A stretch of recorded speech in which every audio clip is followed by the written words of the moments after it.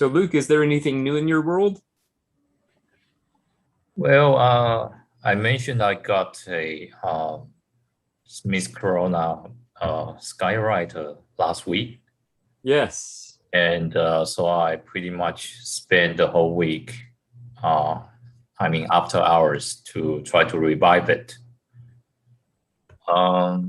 So far it works okay, but I still got some minor issues.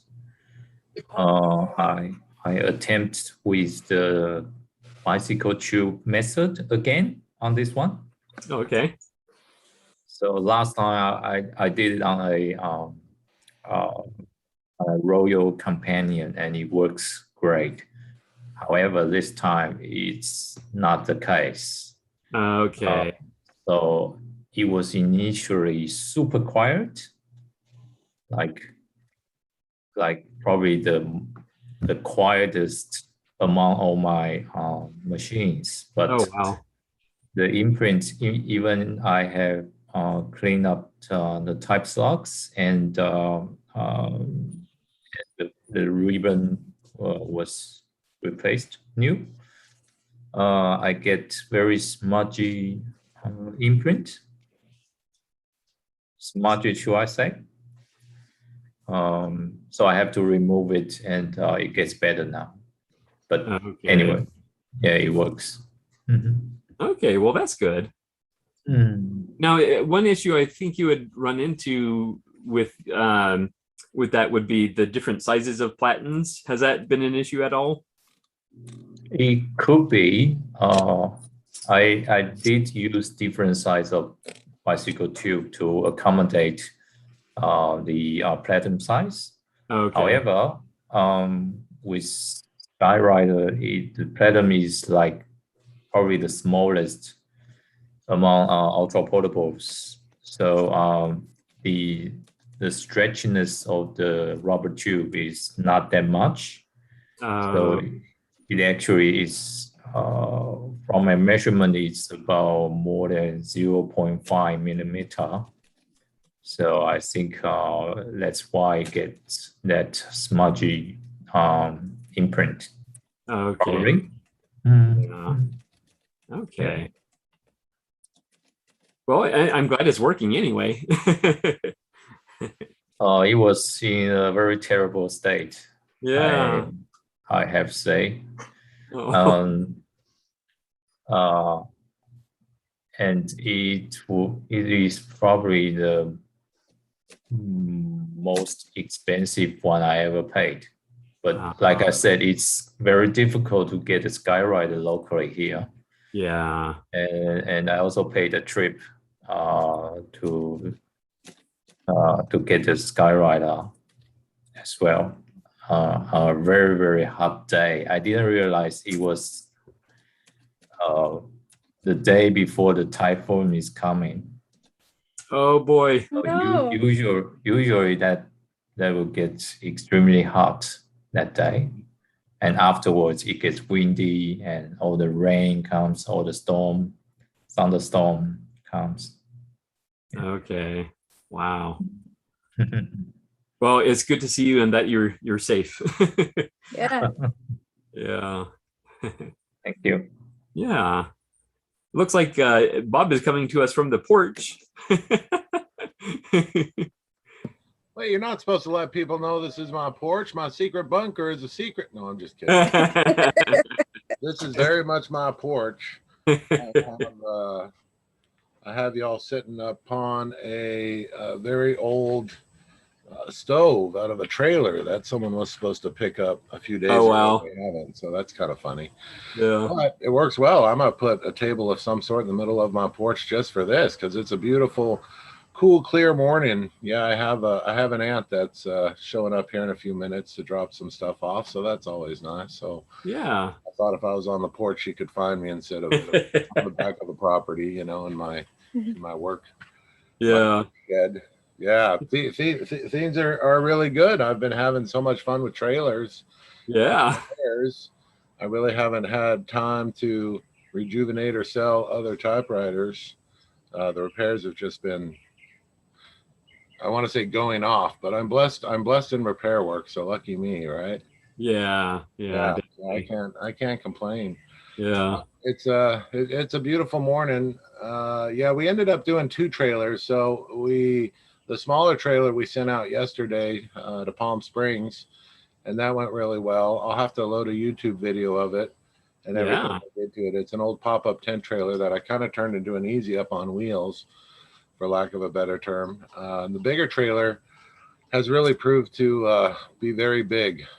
Just removing the old built-ins has proved to be quite the journey, because I'm trying to remove old cabinets and cupboards they put in the 60s that are really built and really heavy and really built in, and I'm trying to do it without destroying everything. Yeah. We always see those pictures of trailers that are just ripped apart on the inside. Now I know why, because it takes so much effort and energy to take them apart. But that has very little to do with typewriters, other than the fact that these trailers will be selling typewriters and the like, and Yeah. vintage ads. You know, we got a hold of some vintage ads. We've been having fun with those.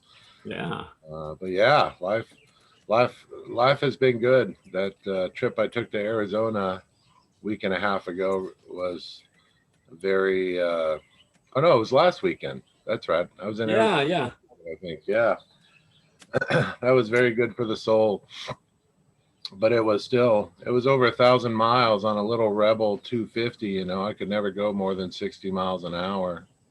Oh, okay. Yeah, so that was a lot of fun. I left my typewriter at home for that one too. So for 3 days, I did not have a typewriter nearby. I almost stopped at Dwayne's or something down there just to put on the typewriter. Yeah. You know, or I could stop at Bill's, but I know Bill isn't open on the weekend. Dwayne's a bit more flexible with his hours, so Okay. that would have worked really well. But yeah, things are good. We're really getting set up for this shindig December 4th in downtown LA. We're going to have another meeting on it here in half an hour or so. I'm going to report. I'm going to have some of the guys call me so we can record another Austin Typewriter Inc. podcast and go from there. I think I will tell everybody the one big thing I got to learn this week was I had 3 people message me on Instagram about something that I posted. It was all different, I remember. And then I'd go, oh, by the way, I'm Bob. What's your name? And they'd go, oh, are you Bob Marshall? We didn't realize this was your Instagram. And it Oh, occurred to me, well, nowhere on my Instagram does it have my name, and I just assume people will know what my outfit is, but people don't. So yeah. I think in the future I'm going to work harder. So I put my name on the front of my Instagram. Oh, by the way, this is some guy named Bob Marshall. Yeah. But you know, I thought maybe Typewriter Muse would just expose itself in that regard as being my outfit, but it doesn't and hasn't. So I've learned a lot in that. So I will have to work better at attaching my name to Typewriter Muse. So that's what I learned this week. Thanks for letting me share, class. Of course. You're funny. Oh, and Kimberly, how are you? I'm good. I'm good. Good. I'm gonna jump straight from this to my very first Zoom wedding. Oh, Oh, wow. is that why you're all dressed up so nice? Yeah, I'm not trying to be silly. I'm going to a wedding. Wow. That's interesting. Now, so I guess to take photos at such a wedding, you just do a screenshot, right? Yeah, I guess. But they told us, like, the wedding planner sent an email ahead of time to, like, give us what the Zoom wedding etiquette is, because probably no one's ever been to a Zoom wedding. I never have. You have to have your camera on the whole time. You're really there. You're fully there. You can't leave to go to the washroom. You're at the wedding. Yeah. Keep your clothes on, all the good things. That's great. Yeah. I would think you would also have to be muted. They said that they're going to control that. Like, there's going to be times where we have to expect to be socialized, and then other times when the ceremony's on, we're muted. Yeah. Wow, that's a lot of pressure. I know. I was like, oh my gosh, what am I going to wear? That's funny. Excellent. Anything new in your world? Yes, and it's all your fault. Ah. I had It's to always buy somebody's fault. cake. Yep. Because you were so impressed with the type. I'm like, I have to have that. And then 2 of the machines I recently bought are Joe's fault. I have a silent Smith Corona. He loves his silent super, so I'm like, I have to have one of those. And I found one that was made in Canada, Alpine Blue. I'm like, oh, well, I have to have that one. And then he has a video where he has 2 Olivetti Letteras 22, and he says he loves them both. I'm like, okay, I have to have that too. So I'm already on like typewriter number 9 is coming to me. Like I have, and I joined when I started here at Type Club. I had 2, and this is all your guys' faults. This is all y'all's fault. Kimberly, you're just like me, but you're the female version and much better looking. Because that's how I buy. That's how I buy typewriters too. I listen to everybody else and go, "Oh, I got to try that out." Yeah. Oh boy. Excellent. I mean, do you have anything there to show us, or just because I'm getting ready for the wedding? No, but I'm gonna lay something out next time so I can move the camera. Go. This is what I told you about. This is the other thing. Yes, excellent. And Sean, how are you? I'm very good, thank you. Happy Sunday to everybody, and good to see Bob back. He's obviously not busy enough. He needs more to do. Anyway, things are good. I got unfortunately, if you saw my post on Instagram, then it's no surprise, but a Groma Calibri, absolutely beautiful. I call this hospital green over dead grass tan. Wow. Yeah, it's in great shape. Brown keys, 1957, elite type. Now, I wish I could say this was mine, but it's a friend customer who brought it in to get repaired and cleaned and adjusted. So I started doing that pretty much as soon as he dropped it off yesterday or the day before. And now I don't want to give it back. So I'm trying to figure out, how do I tell him it's a piece of crap? And he just, you know what, I'll just give you like $250 for pity money and say goodbye. But really like super, like I watched Joe's videos, and like Kimberly was just saying, it causes me, watching other people go through typewriters I don't have. I go, oh, well, I'd really like to try that out for myself so I can really understand what he's saying.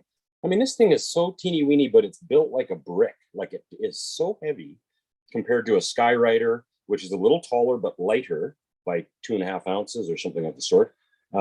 It's an amazingly cool typewriter, but fixing anything on this, like everything, like I got to fix the backspace here, and the backspace is buried up in here somewhere.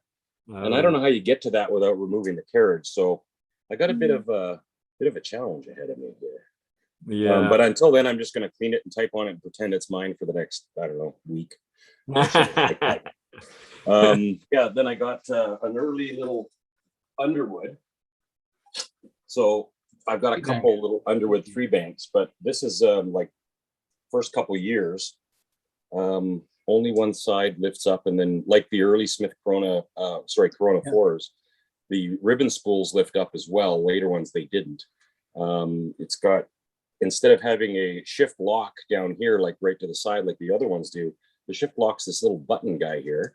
So when you shift it, then you push that in, and then it holds it. So a bit of a different system. You can see what did and didn't work for sure, because they changed it pretty quickly. This one unfortunately has the vibrator. One of the tabs is broken off on the guide, the lift guides. So if you try to go to red, it'll just pop right off, and then you're not typing anymore, which is too bad. So got to get that fixed. But yeah, and then the other thing I've got, which is another, like Kimberly said, another Joe problem. Joe caused this. So when Joe gets here, I'll show.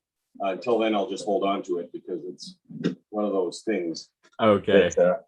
I got Joe and Ted and these bad crew. These are the guys that hung out in leather jackets at the bike racks, smoking, waiting for you to come out during recess, and they beat you up and steal your milk money. That's how I look at Joe and Ted, right? They're just sort of bad influences on all of us. Yeah. So I'll wait for them to show up. Hey, anyway, I represent that remark. Oh yeah, hey Ted, there's one of the leather jacket clad dudes right now. Yeah. Oh, that's funny. So what did I do this time? Well, I got to wait for Joe to get here because I need to show you both. It's sort of really cool, and I haven't figured them out yet. But I don't know if there's going to be problems with them or not, but this sort of applies to your guys's deviation into a different sort of church of pen paling typewriting that you were talking about a little while ago. And then I started doing what I do, which is overthinking things. And I went into the internet and started looking at stuff and found some interesting things that I ended up buying because of you and Joe. So yeah. I'm sorry. I apologize. Oh, no. You know what? This is why I show up to be totally punished, to have my wife say, really? Another typewriter? Another, what the hell is that? Uh-oh. You got a Calibri then. Well, I got the Calibri, yeah. But it's not mine. It's a customer friend's who I'm just repairing it for. But I see. But I'm going to pretend it's mine for a few weeks. So that's not what we tempted you into? No. You're gonna leave us in suspense. Ted's got that Halloween voice. I know, huh? Oh, welcome back to Dado. How are you?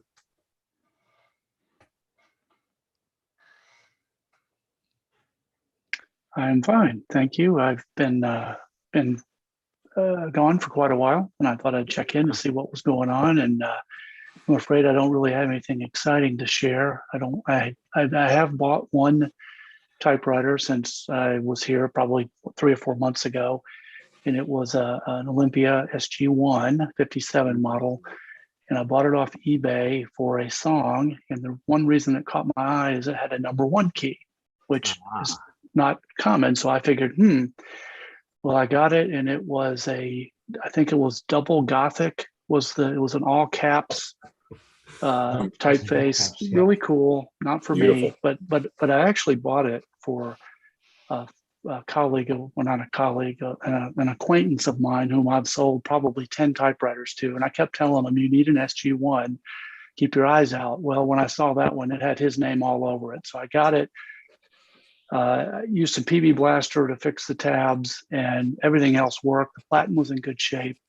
And I sold it back to him, so I basically rescued it. But it was nice, but I already have one. And this one had the 15-inch carriage. It's just too much of everything. Yeah. Ooh. So I passed that one. But the rest of it, the funny story is I took I went to Atlanta, Georgia to visit my father 2 months ago. And I took my beloved SM9 with me.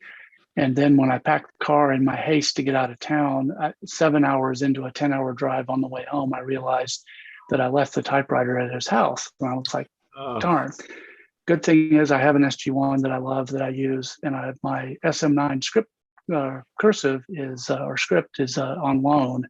So I'm actually down to one typewriter. And that's probably a good thing. And I use the standard, and I'm loving it. And one day, maybe that will be all I have, but we'll see. You guys have really piqued my curiosity with the ultra portables, and I've gone round and around and around with those. And I had one experience with an Olympia SF, which it was not the Olympia that I know. So I'm a little once bitten, twice shy on that. I don't want to go back down that road, I don't think. So what was the word we used last week to describe the Olympia SF for Dado? We used a word. What? Dead feeling. Yeah. So dead feeling. Yeah, it was. Yeah. So we had talked about this last week, Dado, about the weirdness of the SF. So you're saying? Thank you. That is my experience. But I've had someone tell me that the deluxe, the really clunky looking one that came later, has a better feel. I don't know. But the SF was a disappointment. It was beautiful. It was well built, but not for me. So maybe I end up with a small Smith Corona or something. So anyway, sorry for the long montage, but that's what you get when I've been off for a long time. Yeah, exactly. Dado, I do appreciate your submissions on one type page. I read those. Oh, that makes two of us. Yes. And as far as the Olympia SF goes, I had bought one of the Olympia SF Deluxe with the angular top on it. Gave it a whole cleanup and was kind of disappointed in the touch of it. It felt dead. Then when I downloaded an operator's manual, I found that it has a touch adjuster. Lift the ribbon cover, look to the far right end of the frame, and there is a small metal lever that rocks forward and back. Rock that lever all the way back, then try again, if it has Okay. it. Well, I've since parted with it, but I might consider another one if I thought I could get it to work. Because going back to, I think something Joe Van Cleve said a long time ago is that maybe the answer for him and possibly for me is to have a standard that I use on my daily basis, and then have the ultra portable for when I go somewhere else rather than a portable. But for now, I've traveled by car, and weight and space is usually not an issue, so I can throw an SM9 or something in the car with me.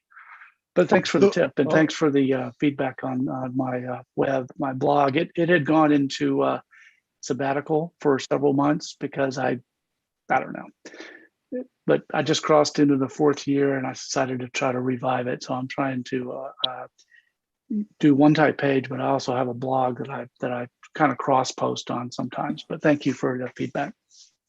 I would also add my voice to William's in that I enjoy every page that you've posted on OTP, and I try to follow your blog, although I'll apologize immediately for not doing so very much. So lately you've said you don't have much to say, and sometimes it happens that we don't have much to say, but I thought that one type page was to actually get some of our thoughts shared with everyone. And it was started because of COVID, where people were alone and in isolation. And it was a way to reach out to others by sharing what we were living. So in that sense, I think that the mandate of one type page is very, very broad. And yes, there are contributions that are beautifully like stories and everything that I don't know that I could write that well myself. But I think that your contributions are witty and to the point. And I actually, I think I've experienced a lot of the things you've experienced when you've posted in the past in one type page. Teleworking, working for the federal government in my situation, and so on and so forth. So I really like it. Yeah. Thank you. I think Daniel should be be nominated, if he hasn't already, as MVP of the century for creating that website. I kick myself every day for not having thought of that first, because that's a great venue, and it has really immensely helped me when I hold myself accountable to get it and sit in front of the typewriter for at least 30, 45 minutes a day. It may be gibberish, it may be something that's worth putting on OTP or even on a blog, but I do find it. I'm very thankful for him doing that. So, yeah. But thanks for your feedback. Yeah, but actually, you got a point. Maybe there is some kind of award that exists, and if there isn't, maybe we just create one. Yeah, exactly. The Daniel Marleau, award for typewriter contributions. We certainly can come up with something. We've got a lot of creative people in the room or in the typosphere. So, but that is just a fantastic idea. And really, honestly, that's one reason why my blog kind of dried up, because I spend my time, whatever creativity I have, throwing something on that page, and then I'm like, well, I don't need to post anything on my blog. So then I go, wait a minute, I'm paying for my blog, and I need to be doing something. So I'm trying to do both. But thank you. Yeah. And if and when Joe Van Cleve comes on board, I really would like to speak to him about his post on one type page from October the 11th. If anybody hasn't read that, I do recommend you go back and read it sometime. And it could be the start of a serious conversation here. However, excellent. Remind me what the topic was, because I'm sure I've read it. It was on his Olympia Reporter and Kittles Around Her. The typewriter does not know who you are. Yeah. You can write truly anonymously with full confidence that your thoughts are secure as a physical sheet of paper. That's as far as I'll go for now, but I want to ask Joe's permission before I expound on this any further. Okay. Well, hopefully Joe shows up today, because we already have a couple people wanting to talk to him. So. Yes. And while I'm here, I just want to say a very good morning to Kimberly. Kimberly, good morning. Morning. You're looking very pretty this morning. Oh, thank you. I'm going to a Zoom wedding later. I'm Okay, gonna cool. jump out of here to a wedding. Okay. I love the ribbon, yeah. Thank you. Yeah. And good morning, Andrew. Actually, I guess it's good evening there, isn't it? Andrew, do you hear me? Yes, I can. What is your question? Yes, I said good morning, but then I thought, well, it's good evening there, isn't it? Yeah, it's good evening. It's getting dark already. Yeah. I haven't forgotten about you. I do have you on my list of people to whom to type a letter, so one day it will arrive. All right, interesting. I'm looking forward. Yeah. All right, and welcome back to Curry. How are you, Curry? Free. Yay! Yay! Everybody thought, did he get buried under all of his typewriters or something? What happened to the guy? He's been around, but no. So I went back to work. So Yeah. very glad to be back employed again. So August the 23rd, I went back to, I used to work at Toronto Pearson, so many of you might know that. Airport, and I've gone back to our local airport here where I had been for 13 and a bit years before going to Toronto Pearson. So nice to be back someplace where I know the place and I know the people, and our local airport is expanding like crazy. We're doing all kinds of construction, so there's not going to be any shortage of work for me because I'm one of the construction coordinators, and so it's exciting to be there. And then during the day, I still get like emails and phone calls. Can you fix my typewriter? And like, do you want to buy my typewriter? And I'm like, oh man.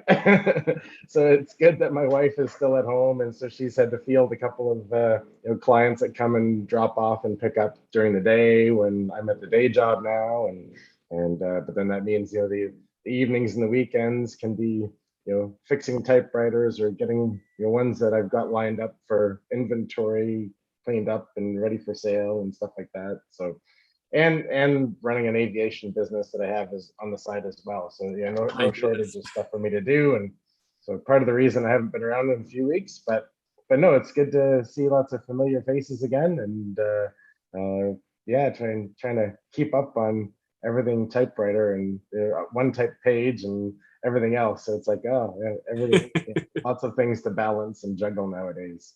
Yeah. So Curry, do you mind me asking, which airport is it that you're working for now? Oh man, I got to give away all the secrets now. Well, it's no secret that we go on Willow Creek Typewriters. I'm in Waterloo, Ontario, which is about an hour outside of Toronto.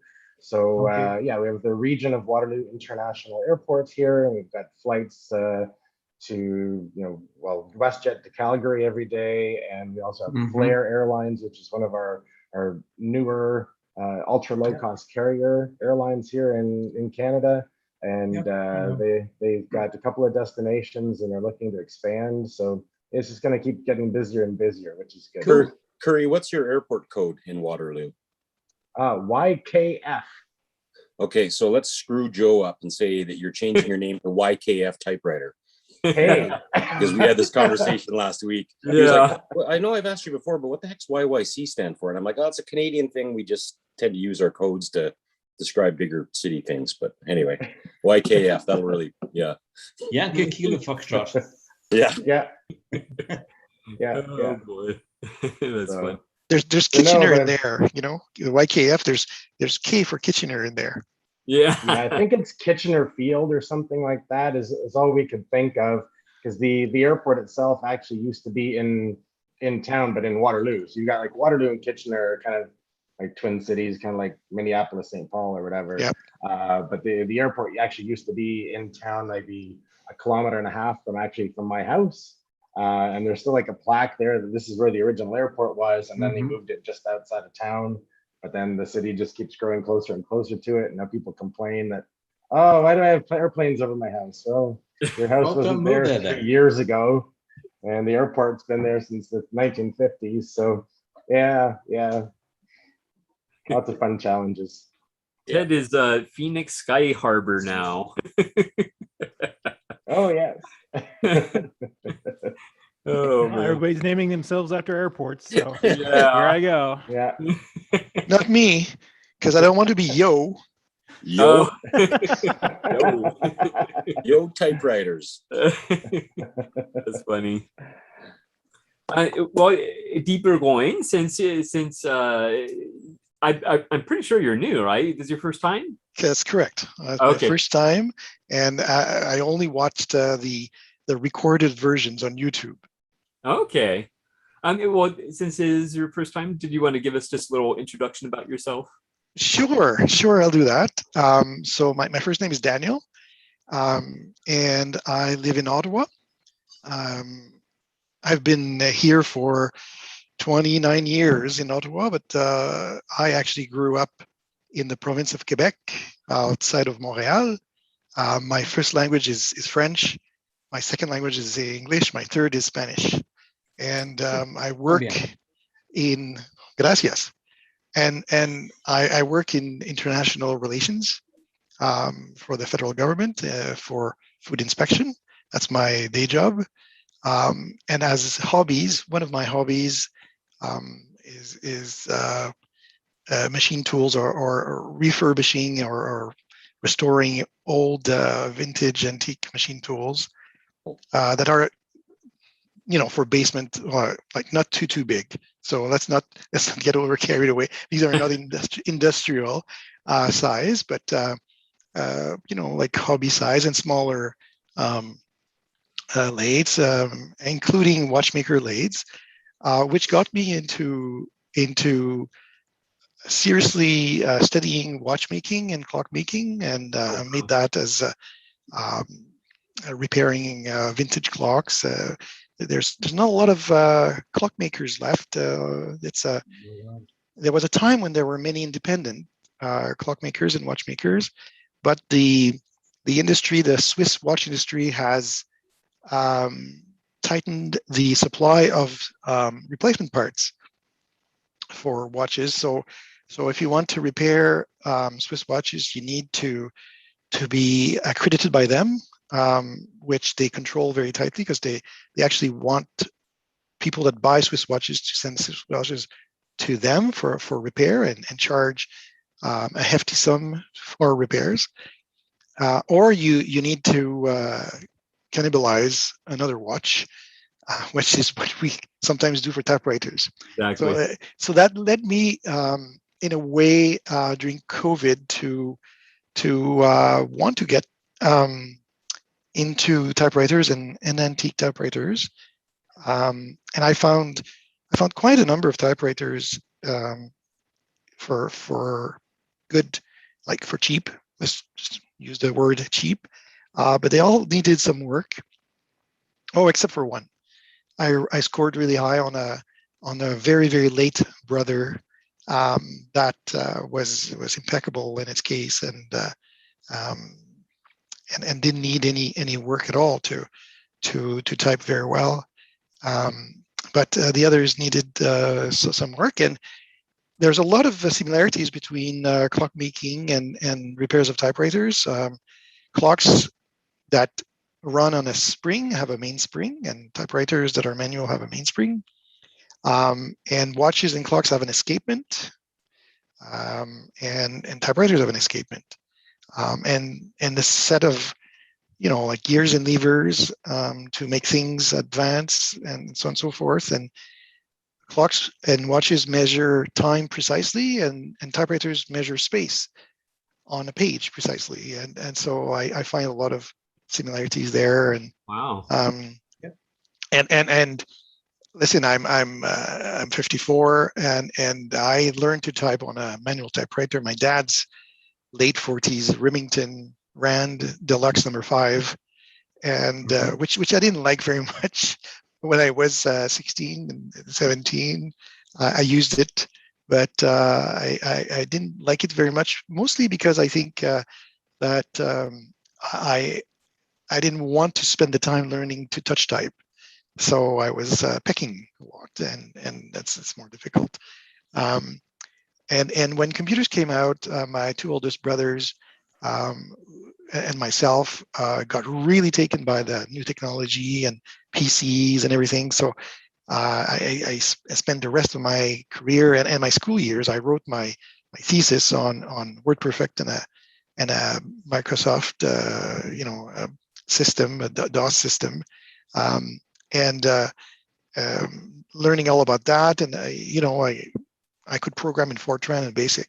So all of these things took me away from typewriters until I had this longing for something different, because I was spending all my day, every day on computers all the time, and the typewriter brought some kind of interaction that the computer doesn't give me interaction, or gives the interaction that you don't want, like Facebook notices or something like that, if you got that turned on.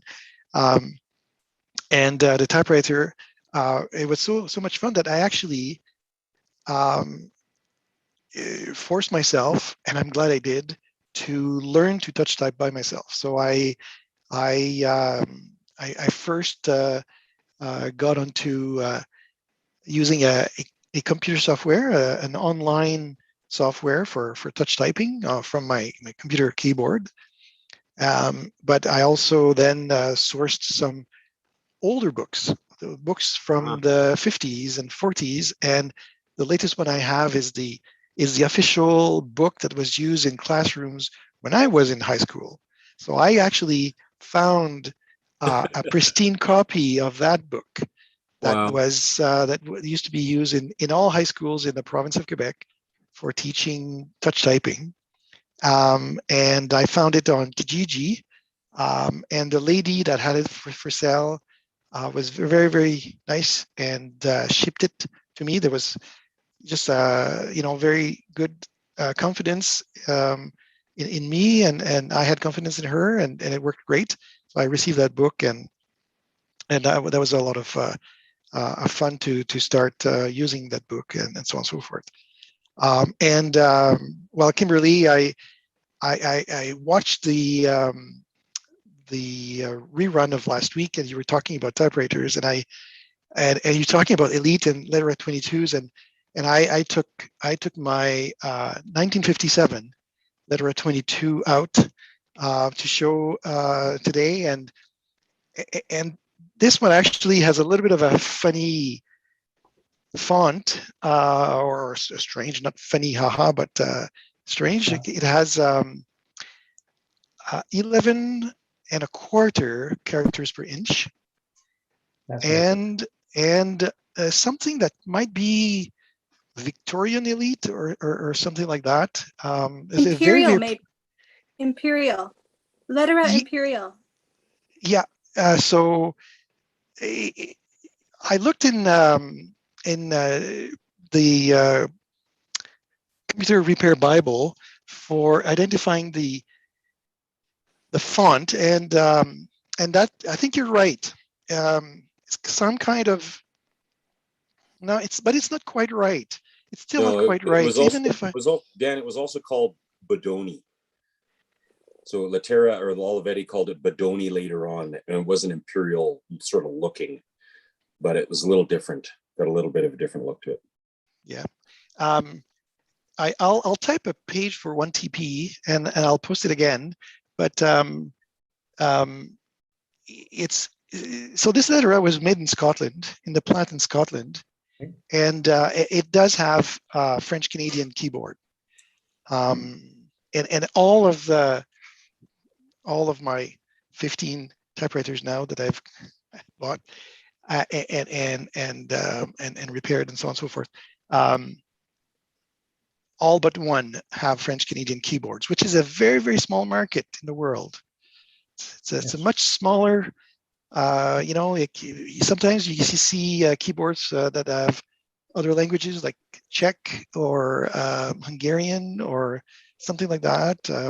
And for the size of the population, maybe the Hungarian beat the French Canadians, but in terms of size, this is why I usually source them locally in Ottawa, where I am, or in Montreal, or like the province of Quebec, because there's no way to find one of those, or maybe very rarely to find one of those the US, where there's a huge number of typewriters. But so that still, even though it's a small market, I've been able to source quite a number of them. I have a Letterette 22 with French Canadian keyboard, a Letterette 32, which Kimberly, I actually prefer my Letterette 32 to the 22 if you want my opinion. Yeah. And I have 3 Olympias that have French Canadian keyboards. So Olympia did make them, and I have 2 Smith Coronas with French Canadian keyboard, and my oldest typewriter, the Royal Quiet Deluxe from 1947, has a French Canadian keyboard, and that one, when I went to visit the person that had it for sale, I sat down and immediately I was thrilled by the action of the keyboard. It was such a smooth typewriter to work on, and an elite typeface. So that was really something. So maybe I'll stop talking. I could continue talking for long, but, yes. but I have kind of really adopted this hobby at a very, very high pace, and started typing on one type page in last April of this year, not when it was created in 2020, but in 2021. And I find that just fascinating. The community of people using typewriters is just amazing, and it's very, very stimulating to me. Yes. And the other thing I have noticed about I'm sorry, William. typewriter community. Sorry. Luke has had his hand up for a while, so I need to. Sorry, go ahead. Yeah. Luke, did you have a comment or a question? Oh, thanks. I was just want to ask Curry, because I saw his typewriter on the screen a while. It looks ago, like he may have stepped away. Too bad. Yeah. And that's a machine that I don't think I have seen it before. So I'm curious what that machine is. I would like to take some wild guesses. I would guess it was a facet. Yep. Or is it? It's a facet. My second guess will be Adler. And my third guess will be something European. Sweden, made in Sweden, yeah. My guess is that it's a facet TP1 or a 1620. Oh. I thought it has a special a carriage lock mechanism on the side. I think that lever really clears all tabs at once. Oh, okay. So that's not the carriage lock. No. The carriage lock is on the left-hand side on the facet, and the tab release is on the right-hand side. Okay. Good call. Yes, the carriage lock is just above the shift lock button on the left side of the keyboard. At least on the 1620. Thanks. So cool. Good to know. Yeah. Good to know. Very good. All right, and William, I'm sorry, you had a question. I did, but I've forgotten it now. No, so, I'm sorry. I'm sorry. No worries. I was picking out a turn. Kimberly, go ahead. Yeah, since you just all know in your minds like what things are like, I was wondering comparison of what they're like to type on in comparison to either a Hermes Rocket or I don't know if anybody has the what are they called? The the really flat ones. I just lost the name of it. Skywriter. No. It's not the Roxy. It's the Tippa. German one. The Bromac. Yes, that's right. Yeah, Goss and Tippa. That's what I was thinking. So I haven't typed on either. If I were going to buy one, which one should I buy? Okay, that's a really good question. But you know, the first thing is that everybody has a different experience. I know, and each one. I know that too. Yeah, yeah. You got to buy them all, and then you'll know. Exactly right. And that's the problem, Sean. That's what I've It is. I've actually been doing, and that's the reason I have 15 is that I've had to buy a lot to try to figure out what I really like. Well, I think for weight, I think they're the similar. I don't really think I'll be carrying it out to coffee shops and stuff. I mean, I think weight-wise, they're similar. I don't think one's much lighter than the other. Maybe if I get a rocket that's got a plastic body, it might be lighter. But the metal ones, I think they're comparable in weight. Like I said, I don't see myself as a person that's going to lug it around. I don't like to carry heavy things. If you see a red Gossan tip, buy that. Yeah, there's the black one I've got my eye on, and there's a red one too. I like the case that comes with the black one better, but the black one has glass keys, and I'm not a fan of typing on glass keys, so I don't know. But you look so good doing it, Kimberly. It looks like sexy. The red it's like one's the winner there. You feel like you're on Mission Impossible, like Men in Black. I don't know, it looks really sexy. Yeah. You need to be a little careful of the plastic shelled ones because they can be brittle. Okay. And so make sure that it is not broken already when you get it. I have had that experience a couple times, and it is sad. It is fixable if you really like a lot of CA glue and accelerator. Plastic. Yeah, I've done that. But the mounts inside snap really easy. I like the older one with the wings, the gull wings. Oh yeah, you're talking about the metal shelled one. Those are much but that's better. why I said I think comparatively, I think the Gossan Tippa and I think they're going to weigh roughly the same, and so I won't be carrying it. It'll just be for at home. Well, you know, you also look at what am I trying to say? Hermes Featherweight is the name of the first one before the baby.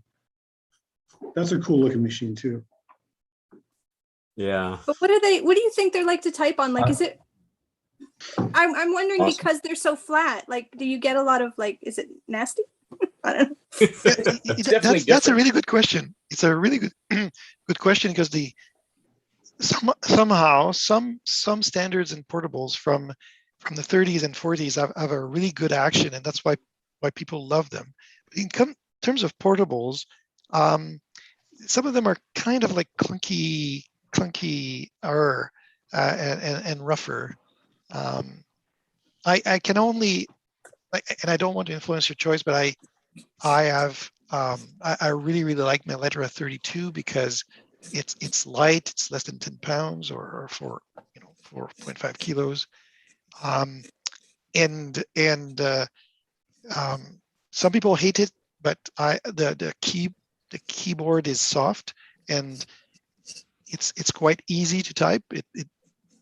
And the other thing, it has the tabs, and I use the tabs all the time. So I use the tabs a lot when I compose. I set the tabs anytime that I start typing on a page. I set the tabs to what I want it to be, because sometimes I type on different size paper. Sometimes I type on cards or things like that, and the tabs are kind of fun to use, and it's an all metal model, and to be, because I think that one of the things that I found is the very rare machines that are very sought after or might be pricier, and sometimes it's color, and I'm like, really, you want $200 more because it's red? Oh yeah. So that's kind of a collector's thing. And I'll admit I'm not like into collecting, even though you could think that with 15 I'm collecting, but it's actually just because of opportunity that I bought those typewriters sometimes for $15. However you want to justify it, Dan. That's okay. Exactly. Sorry, thumbs up from this group, right? Yes. I joined with 2, and I'm like, I think I'm allowed to be called a collector. I have 2 now. I have number 9 on its way. Okay, and the parts, sometimes if something breaks and you're looking out for a vintage part, the fact that you would have a model that was vastly manufactured or Plentiful. that was yeah. very popular, that increases your chances of getting spare parts for it. Well, I don't do my own maintenance. I'm not at that stage. But anybody who would repair it for you would say the same. So if you take it to somebody and they say, no, I can't repair it because I can't find parts, or I don't have a machine for parts, then if you really like that machine, I think you might have to park it until you can find a part for that person to repair it for you. So well, I'm not finding them in like garage sales. I'm buying from typewriter shops. I'm paying the $400, the $500 because they've already been serviced and cleaned, and yes, it's worth it to me because I don't do it for myself. So yeah, and that's fine, because I heard you say that last week, and that's fine.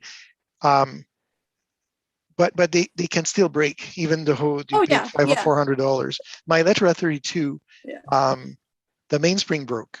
It was one morning, and bing, it just broke for no particular reason. There was nothing that happened. It just went, and I was lucky enough that it broke close to the end, like the end with that's closest to the barrel, not in the middle of the spiral. And that's easy enough to repair, to just shorten. It's just a little bit shorter now than it used to be, but it works. It still works with the same mainspring. If I can just give my 2 cents worth on the Lettera 32, I had one for a couple of years or so. It's a beautiful little machine, wonderful action, but for my big hands that take a size 13 wedding ring, those keys are just too close together, and the space bar is so thin that it didn't really work for me. But I gave that to the 9-year-old daughter of a friend, and that girl just loves that machine. Nice. So if you've got small hands, Lettera 32 is a very good choice. If you got great big I'll wait for my hands, 22 to arrive first. I can't buy another Olivetti until I play with the one I've just got. yeah. Don't judge all the Olivettis by the 22, though. No? Okay. No, definitely not. The 22 to the 32, as you're sort of hearing here, it's like a completely different, like the 22, I think looks much better than the 32, but the 32 is a way better typewriter than the 22. Yeah.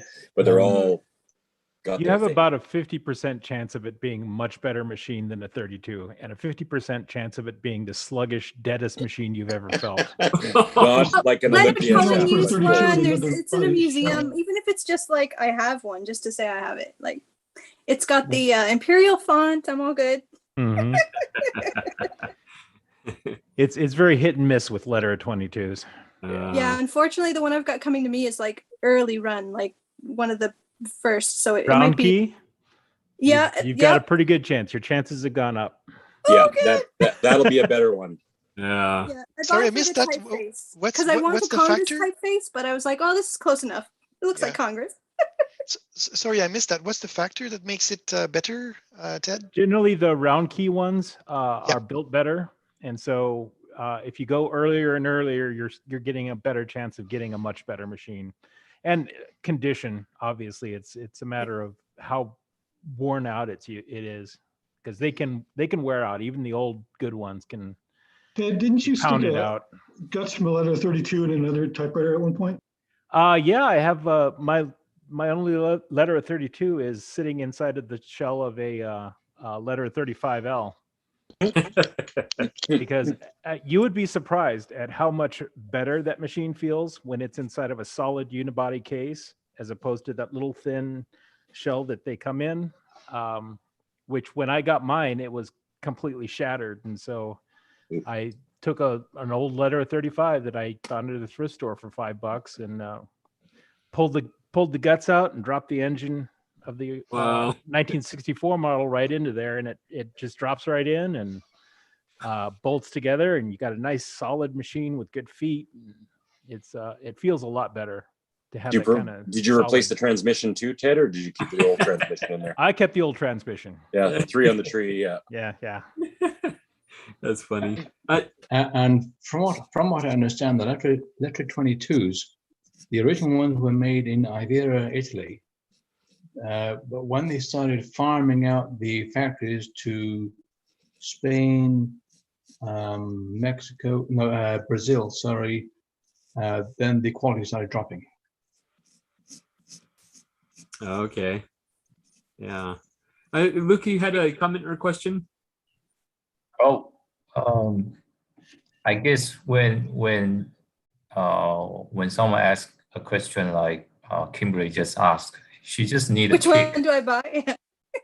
You already have made the decision. You just need a kick. And Yeah. for my years of collection, I had never actually see any Gotham teapot in my experience, but I have seen a lot of Hermes Baby and Hermes Rocket. I already have 5 Hermes and Hermes Baby and clones.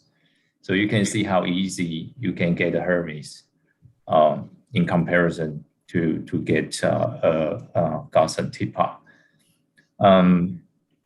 I myself, I have a later teapot, which is the plasticky one, but it still works very good in terms of the whole quality and the typing feedback. So I don't think you'll get disappointed with the earlier more quality one. It's really just a question of which do I buy first. It's not like the other one's not going to get bought. It's just like, which one do I need right away? Oh, you're taking a deep dive.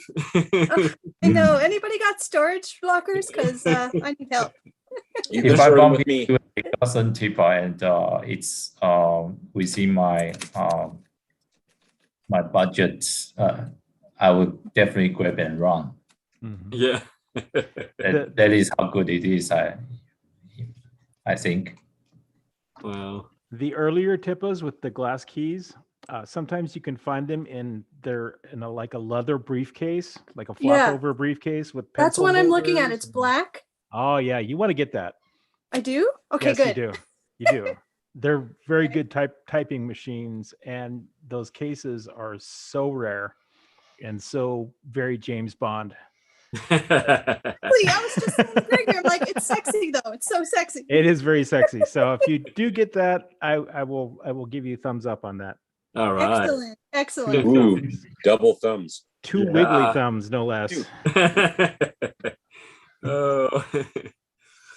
So William, you're doing well. Yes. Keeping busy as all get out. Work still keeps coming to the shop. Not having the time to type as many letters as I'd like because customer work comes first. Of course. And of course now we're having to start getting ready for winter, and I need to get some firewood split and get my wood crib filled. I have no idea as to how long and hard this winter is going to be. There's always conflicting reports from the Old Farmer's Almanac, from long range forecasts, from who knows how many different sources. They all tell us something different. Yeah. So yeah. So we'll have to see how things go. I need to get my wood stove cleaned out, get the chimney swept. Yeah. Make sure that the furnace is running properly. We really need to re-insulate the attic, but it's a question of time and money for doing that. Yeah. You know, here in Southern California, do you know what we do to prepare for winter? We just turn on the heater. Yes. Ooh, California. You actually need a heater during the winter? I would take the earthquakes any day. So jealous of your weather. It's not funny. Yeah. But when the temperature drops down into the minus 20s, minus 30s, sometimes for up to a month and a half at a time. With the wind chill factor. Yeah. Yeah, you can add that too if you wanted to. Yeah. It just makes miserable weather. Yeah. Luke's showing off an Empire Aristocrat. Ooh. Very early one. I love the little lion. Oh yeah. Oh yeah. Wow. That's too cool. bad you lost. Too bad you've lost the original spools. Yeah. There's the original spools would have had the same paint finish on them as the rest of the body. Oh, okay. And the Carriage Returns interesting too, Luke, if you pull that out, because it's got that little fold down carriage return that sort of flips out upside down L. Yeah, that is in the middle. And you have to remember to fold the carriage lever. Out of a teacup. Yeah. And you have to remember to fold the lever down before you put the case on, otherwise you bend the carriage return lever. Oh for boy. sure. I've seen many of those. Yep. Good. Leather Nice. handle. Yeah. Very nice. Oh, that's cute. Yeah. I really don't think I'll be carrying them around. I really don't. I just, when I got a heavy book in my hand, I'm like, no, this is too much. Yeah. Very cool. Thanks for showing that. Yeah. Just a minute.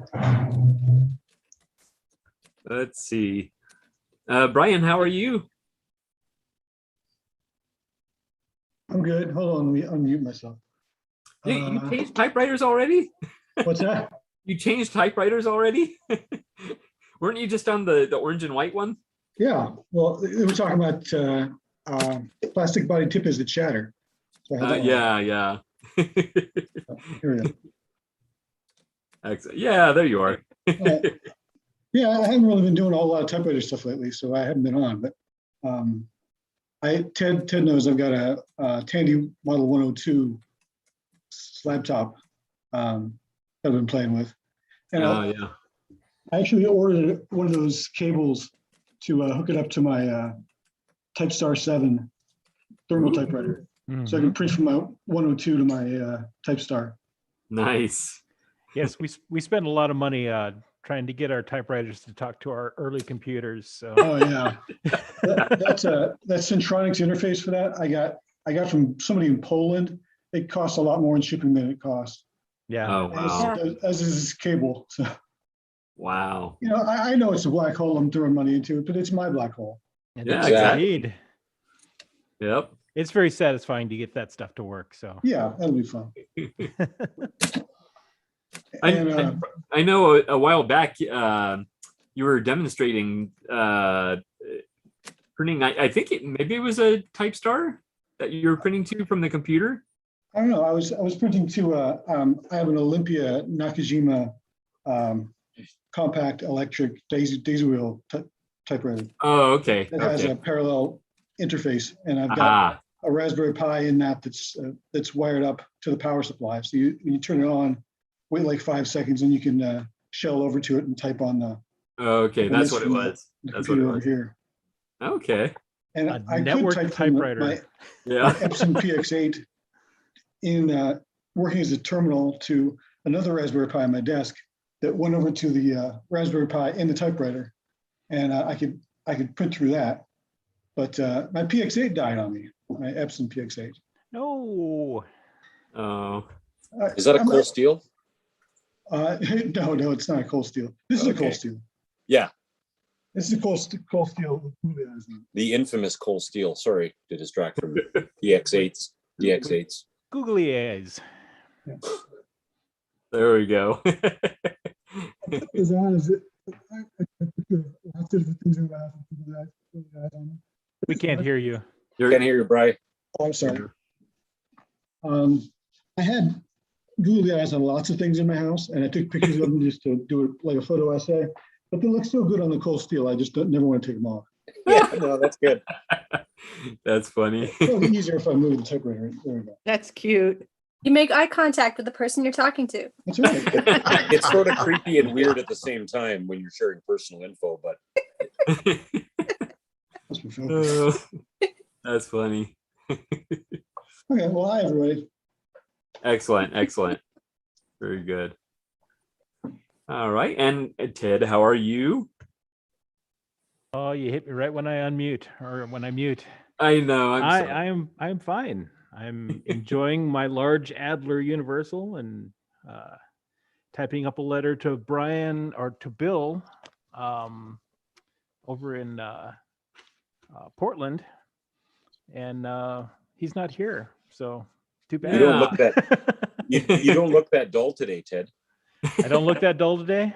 Yeah, you don't look like a dull boy coming up to the Halloween season with your Adler Universal. Oh yeah, well, you know, it's got an OCRA font on it, and that was given to me for free, so I am very happy about it. It's a really nice machine considering, you know, it's a plastic bodied 1974 standard.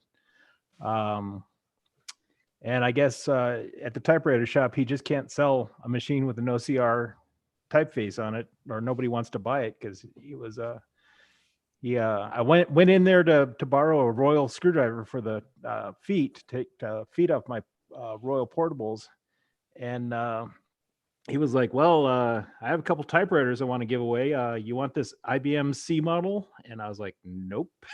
Like, you want this Adler? And I was like, "Yep." Nice. So it's nice when you can go into the typewriter shop and they give you typewriters for free. Yeah. It's a matter of getting rid of things and making space in his little display area. So I'm sometimes lucky that way. Yeah. Well, I know you've done what you might say is putting a lot of pennies in the cup because you like donate typewriters and stuff like that, right?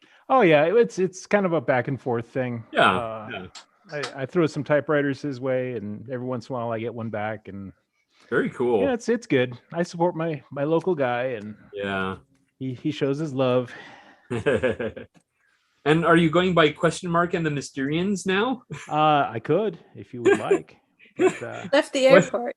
I just really wasn't sure what I should go with this time. Yeah. I figure since I've got this way. I've got my name right there, so yeah. Oh, that's funny. I point over there, and I'm actually there you go over here. So I know.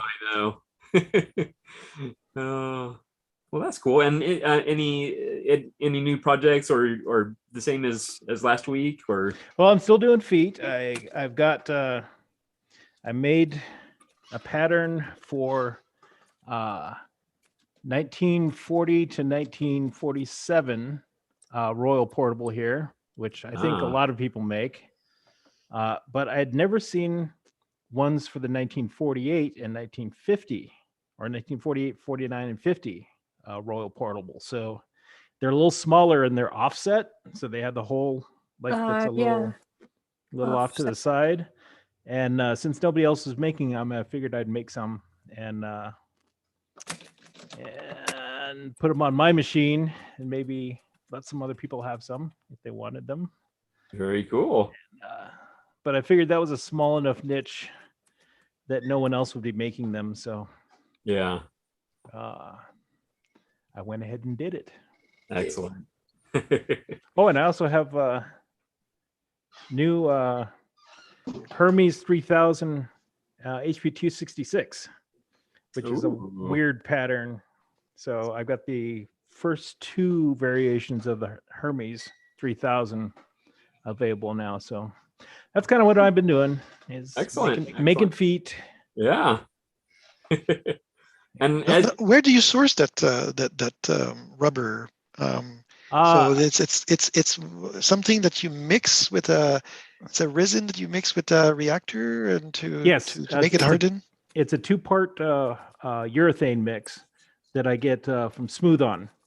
Is the company that makes it. So we have a local outlet here called Reynolds Materials, and they have outlets all across the country. And if you go there, they actually wholesale it, so you can get like gallon lots of it.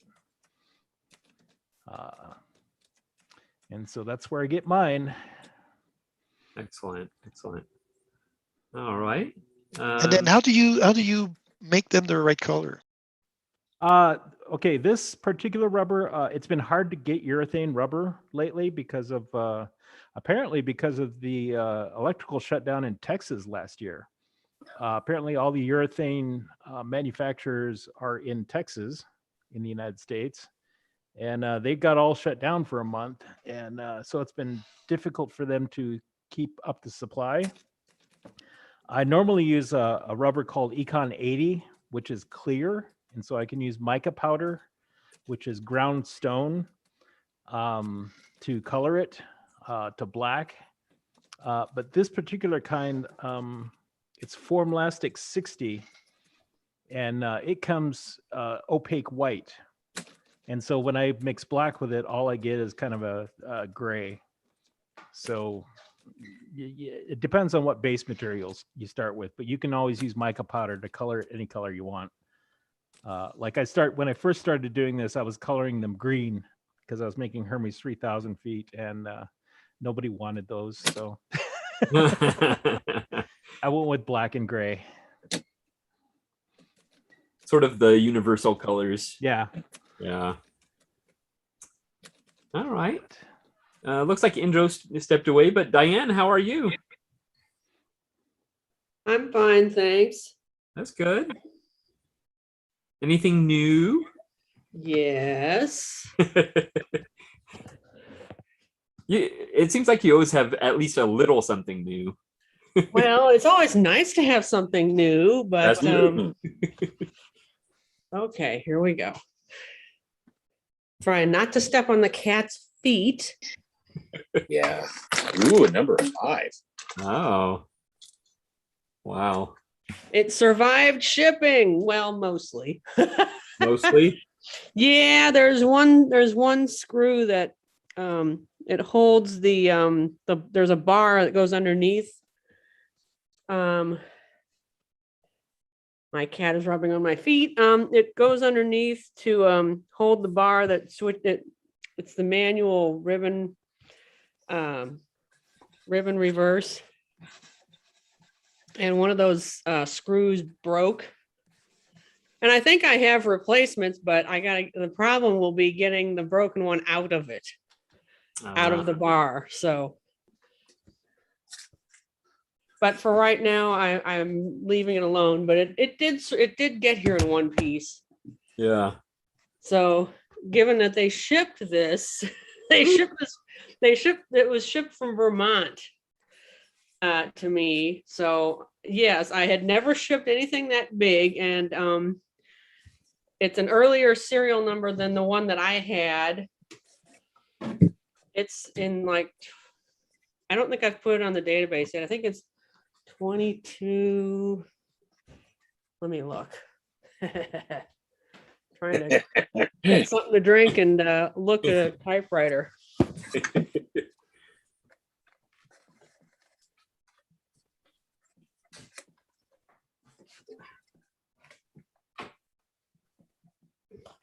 Okay, so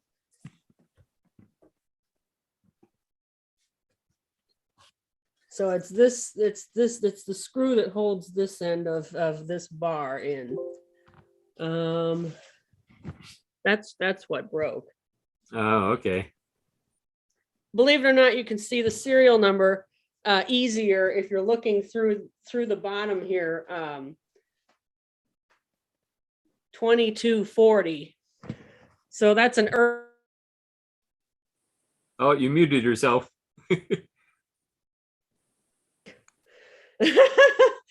Well, it's good I muted myself for the last word. It was a cuss word. Self-censorship. Anyway, so you said the serial number was 2240? Yes, it is. And okay.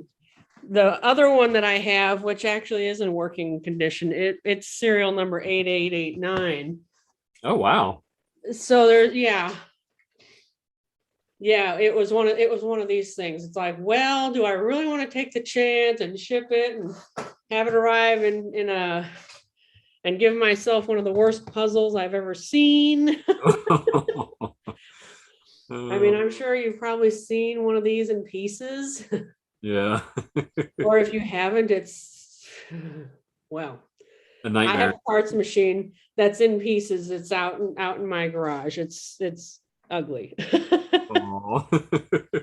Well, it was received that way. Okay. So it wasn't anything that I did. Okay. Well, that's good to know. Very good. Christopher, how are you? Doing well, thank you. We have a sunny day here, and we've had our first winter, and our second autumn is about to show up, and then I'm just mourning the summer at the moment. But I think I should be able to open my present from Zoe today. What? Oh well, I canned some pears this last week, getting ready for the winter, and keep hoping my typewriter will show up with its bell part fixed. So wish me luck again. Yes, good luck again. Thank you. Yeah. I think I'm looking for a Smith Corona Silent Super with pica type. I think I'm gonna call Bill Wall and see if he's got one, or call the dealers and get him to send me one, because I've bought several, just out from ads and stuff, and they're always, I want to buy one that's ready to go. Let's support a typewriter repair professionals. There's nothing like a professional, and having a machine show up and it works. Yes, exactly. Very good. All right. And Eric, how are you? I'm well, thank you very much. Yeah. Enjoying the great outdoors. It's a beautiful day in Atlanta. It looks like it. Do you have a picture with you? No, I'm on typewriter restriction right now. He's just wearing them. Yeah. Oh yeah. Let me zoom in real quick. Bought those 2 Hermes 3000s in a week, so I'm taking a break. Yeah, you're my hero, Eric. That makes you a legend. Oh wow, right on. Gregory, I took your advice, because last week I was worried about my other typers getting jealous because I'd got that Olympia Splendid 66, and that's all I've used for 2 months. Yeah. And you suggested writing on one type page with all the different typewriters to give them a workout. So there you go. Perfect. I started, but I used the Splendid 66 on my first one. So now that'll get it out of rotation, and then I'll do some others. Oh, Luke is asking where you got your shirt. Well, Luke, Richard Polt posted it on Instagram that it was on eBay, and I bought it on eBay. But then eBay sent me a message, said that the seller was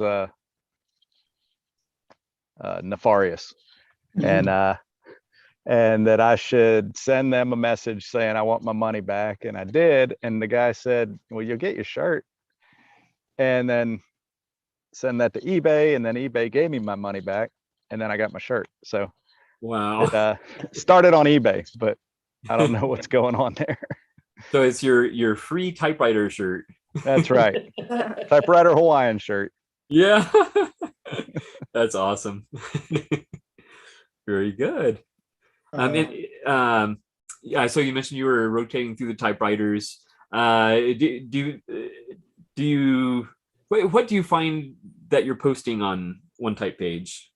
So Natasha has been including with her letters some old letterhead, and I have for years used to travel a lot for work, and I'd go to different hotels, and I'd always take a typewriter with me, and I'd take the stationery from the hotel and take a picture of it with some quote from wherever I was staying.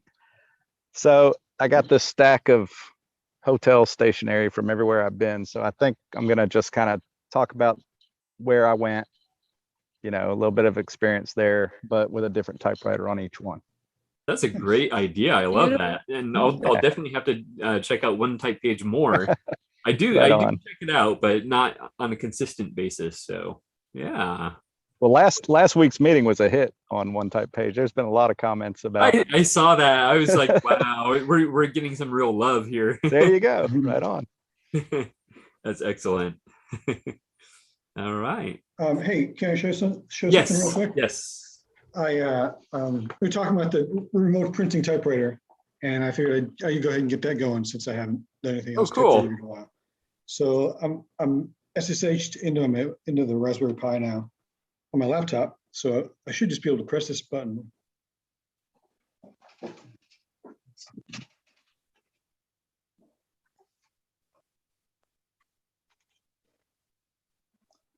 Oh, yep, there it goes. Of course, Zoom is silencing it, but that's okay. I think most of us know what a daisy wheel sounds like. Oh, you couldn't hear the daisy wheel? No. Oh, that's terrible. I'm so sorry. Yeah, it's very loud and obnoxious. Yeah, you would have to turn original sound on in your settings, but it's not a big deal. I won't worry about it. Here's Yeah. my question. Do you have the port forwarded to the internet so we can print to it? Not at the moment. I can if you want to, but I'm not going to give you my credentials to get to the SSH. All hours of the night messages. You can have the IP, but nothing else. Ted is I've thought about hacking that. your I've thought about typewriter. having a public website you could go to and make the machine type, have a webcam on it that shows it typing as you're doing it. That would be amazing. It would wake me up in the middle of the night and start typing. Probably terrify my dog. Well, you know what? I hope your firewall is pretty good. I know, right? Firewall, Ted's firewall. in I there. just assume I'm being hacked all the time. And I Yeah. live like that. So. Okay, well, I just wanted to share that. Yeah, very cool. Cool. Okay, now Luke was showing us his Hermes, his Empire Aristocrat. I have one here that still has the original painted spools on it. Oh yeah, you can see spools are painted the same color as the body, and they only have the single drive hole in them. Okay. I'm kind of lucked out with this one. See, I still have yet to go through this one, and it has the Bakelite keys with the painted letters. There's a word for all the letters and numbers. I forget what it is. And this one also has the apothecary symbols like ounce, gram, drachm. Oh, cool. Wow. RX. I love those apothecary typewriters. Mm-hmm. I wonder how many different industries had their own specific typewriter keys, I guess you would say. That would number of them did. Dozens. If you Dozens, go, I've got a royal manual of all the type, the standard type keyboards that they would offer, and it runs into like a dozen pages easily. Yeah. You've got engineering, medical, financial, just all I think I kinds saw of. one with a Coca-Cola slug on it once. Yeah. They have, and there's a VW slug on the Olympias you could buy. Several get different that. logos. Hewlett Packard type slugs. So Did anyone figure out there was a post about somebody had a typewriter with a bunch of sevenths, like 2 7ths and 3 7ths, and I couldn't figure out what that would be for. Yeah, we did figure it out. Oh yeah. It's the notion of being able to standardize, an accounting period, because days of the month vary between 28 to 31. And so if you want to report your sales or your production for a standard period of time to compare, so that you don't compare a month with 28 days to a month with 31 days, the month with 31 days would always look better. So you divide that into periods. And this is how actually most pays are done now. There are 52 periods in a year, 26 if you get your paycheck every 2 weeks, and that is to just calculate the periods so that they all have the same number of days. So 2 7ths, 3 7ths are like the variation between the months. I guess 1 7th too. Yeah. I'm an accountant. I should have known that. Eric. Oh, that's funny. That was a good one. It was a really puzzled one, an interesting one. There's one that I had never quite figured out that was posted on the typewriter group IO months ago, and that was they had characters for text revision or something like that, and that just didn't seem right. Like most people thought these were like editors type of characters, but I don't think editors would edit a text with a typewriter. I think they used to do it manually. But it's still a little bit of a mystery how that was used. It might have been for like some kind of forms, because you had the characters to make a perfect box. So you had a left bracket and a right bracket that, when typed one after the other, would make a perfect box, and a bunch of different things like that. But I still haven't quite figured it out. And going back to William, I wonder, your typewriter that has the drugs, the pharmacist or apothecary slugs. Does it also have on the platen 2 little hooks to hold like a label for a pill bottle? Not this one, but I do have a Smith Corner Skywriter that has those, and I've often wondered what exactly those are for. It's to hold a label. Okay. I'll have to dig that out. And type the label even after the rollers don't have any contact to it. So, wow. So this is, we're talking a pill bottle label, right? So it's very small. Yes, very small. But I figured. I guess the trick would be to put a Scotch tape to a bigger piece of paper, but maybe for efficiency's sake, they had those little hooks. They also had they made a trick where they used like a card stock and cut a slit, so the slit can hold the label. I've been watching all those old black and white, like, here's how to be a secretary. I love Lenore, McLean. She has great tips on typing there on YouTube. Yeah. Very cool. Yeah, the platen, the hooks on your label holder platen, there will be a lever or a button on the right side platen that you can push, and those will actually push out, so you can stick your label under there and then let them go back in. They're spring loaded. So yeah. Wow. Okay. Very nice. I just learned something. Excellent. It's uber cool. It's, in my mind, it's really, really cool. Keep that in mind if you need to replace your platen, because that's going to add a lot of complexity to the whole effort. Yes, it would. Yeah. So I would think if it's going to type on these very small labels, that it's probably Elite rather than Pica. Not always. I actually had a Smith Corona Sterling, a 5AX Sterling from the 60s that I noticed on eBay was only stencil and black, which usually indicates that the typewriter is a script or cursive.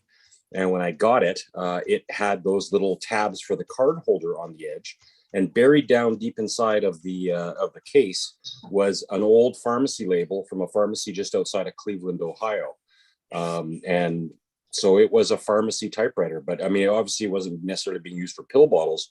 I just thought, man, that was so interesting that they bought a script typewriter for a pharmacy to do their labels. They obviously wanted to, differentiate themselves from the normal, and make it a little different. So it was very cool. So I kept the label and sold the typewriter eventually, but it had the little tabs for the card and all that. And those labels were only this big. So, I could see how they'd stick it under on a roll under the back and then hold it and then type and rip it out. Wow.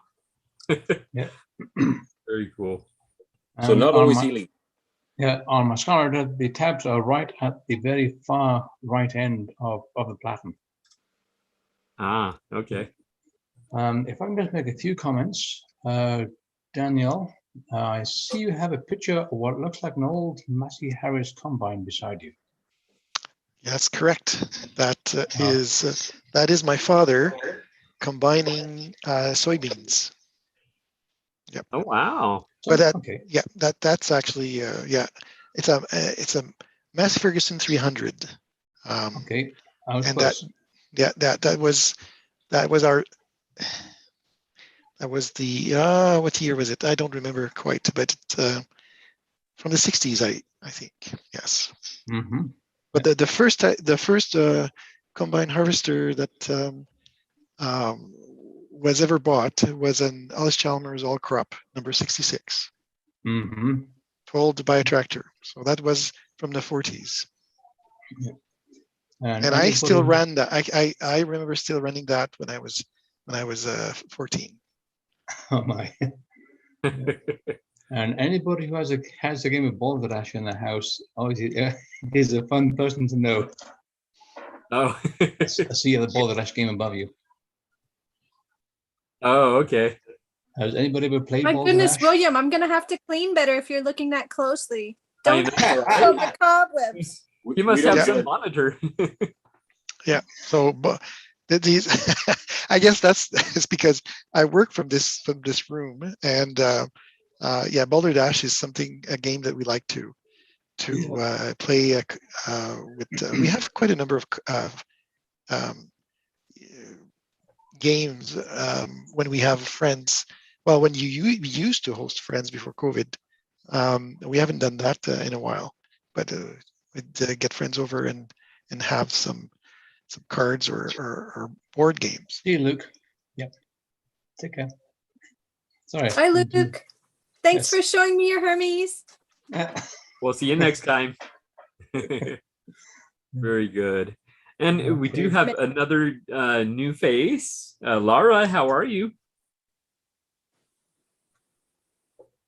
Hello. Hi, everyone. How are you? Hello. I'm good. How are you guys? This is my first time here. Welcome. Thanks to Sean, I found out about this meetup through his Instagram. Excellent. And I thought, oh, I should probably check all of that out. And I'm learning a lot this morning. Yes. Excellent. Yeah. Well, yeah, so Instagram does work. Sorry. Instagram does work. Yeah. Did you probably popped up, Sean, because you're in Calgary and I'm also in Calgary. So. Oh, okay, awesome. In Calgary, Yeah. right on. Yeah. Yeah. Well, I must say the Canadians are representing today. Yes, we're here. We're strong. Wow. The true North, strong and free. Yeah. Very good. So yes. So yes, Lara, you'll find that we are a mixed bunch, and I'm about as mixed up as anybody. Sorry, go ahead. Go ahead. I'll shut up for a while. Did you want to tell us a little bit about yourself, Lara? Sure. Actually, a lot of things are resonating already with me. I work in agriculture. So that Massey Ferguson 300, I just looked up one that's for sale in Dundas, Ontario, if you're interested. Yeah, I've been in agriculture for the last, like at least 10 years. Well, ever since I graduated from high school, yes. So I actually am a staff writer for an agricultural website called realagriculture.com. So we have I'm writing all day, every day, but I wanted to, I like analog things. I'm into fountain pens and ink and journaling and watercolor painting and all sorts of things. But I have a 1951 Smith Corona Super that was my uncle's, and he used it to teach typing. In a high school. So it was sitting languishing in a closet, and I thought, well, that's not right. That will not do. So I had it refurbished by a guy in Saskatoon. You guys probably know him. Yeah. We had an amazing conversation over the phone for like an hour before I was like, yeah, can you take a look at this typewriter? And so it's all fixed up, and now I need to make a dust cover for it so it can be out on a table more often. Yes. Excellent. Yeah. Very good. Tom Chalowski. Yeah. Tom Chalowski. Yeah.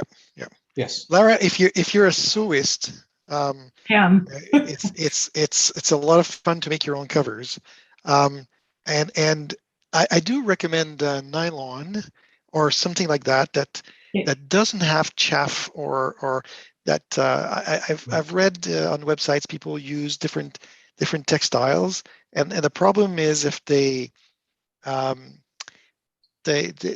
not totally dust proof, first of all, but secondly they do lose little fibers slowly over many years, and that is going to go into your typewriter and mess it up. Now that you say that, I'm thinking that I can bind the seams on the inside so that the seam itself doesn't let go of fibers, which is a really good hint. Thank you. For sure, Yeah. for sure, that's a good thing to do. But I'm also talking about just the material themselves, not just at the seams. Yeah, yeah. It does lose a bit of fibers. It's like every time you empty the dryer, there's there's lint, and that's you know, something. But anyway, so a cover is better than no cover, I guess. Yes, That's what I'm discovering. And of course, some people sew the covers out of like shower curtain or something like that, you know, where you can still see the typewriter. So that's something to. Well, that's a great idea. Yeah. Yeah. For now, I've just been keeping it in its case. Do we see this case? Oh, nice. It's very portable. I don't really trust the handle, so I always pick it up from the bottom.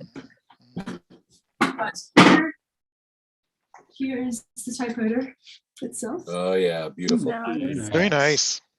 Tom, he offered to paint it for me, and I thought, don't you dare. The original colors are wonderful.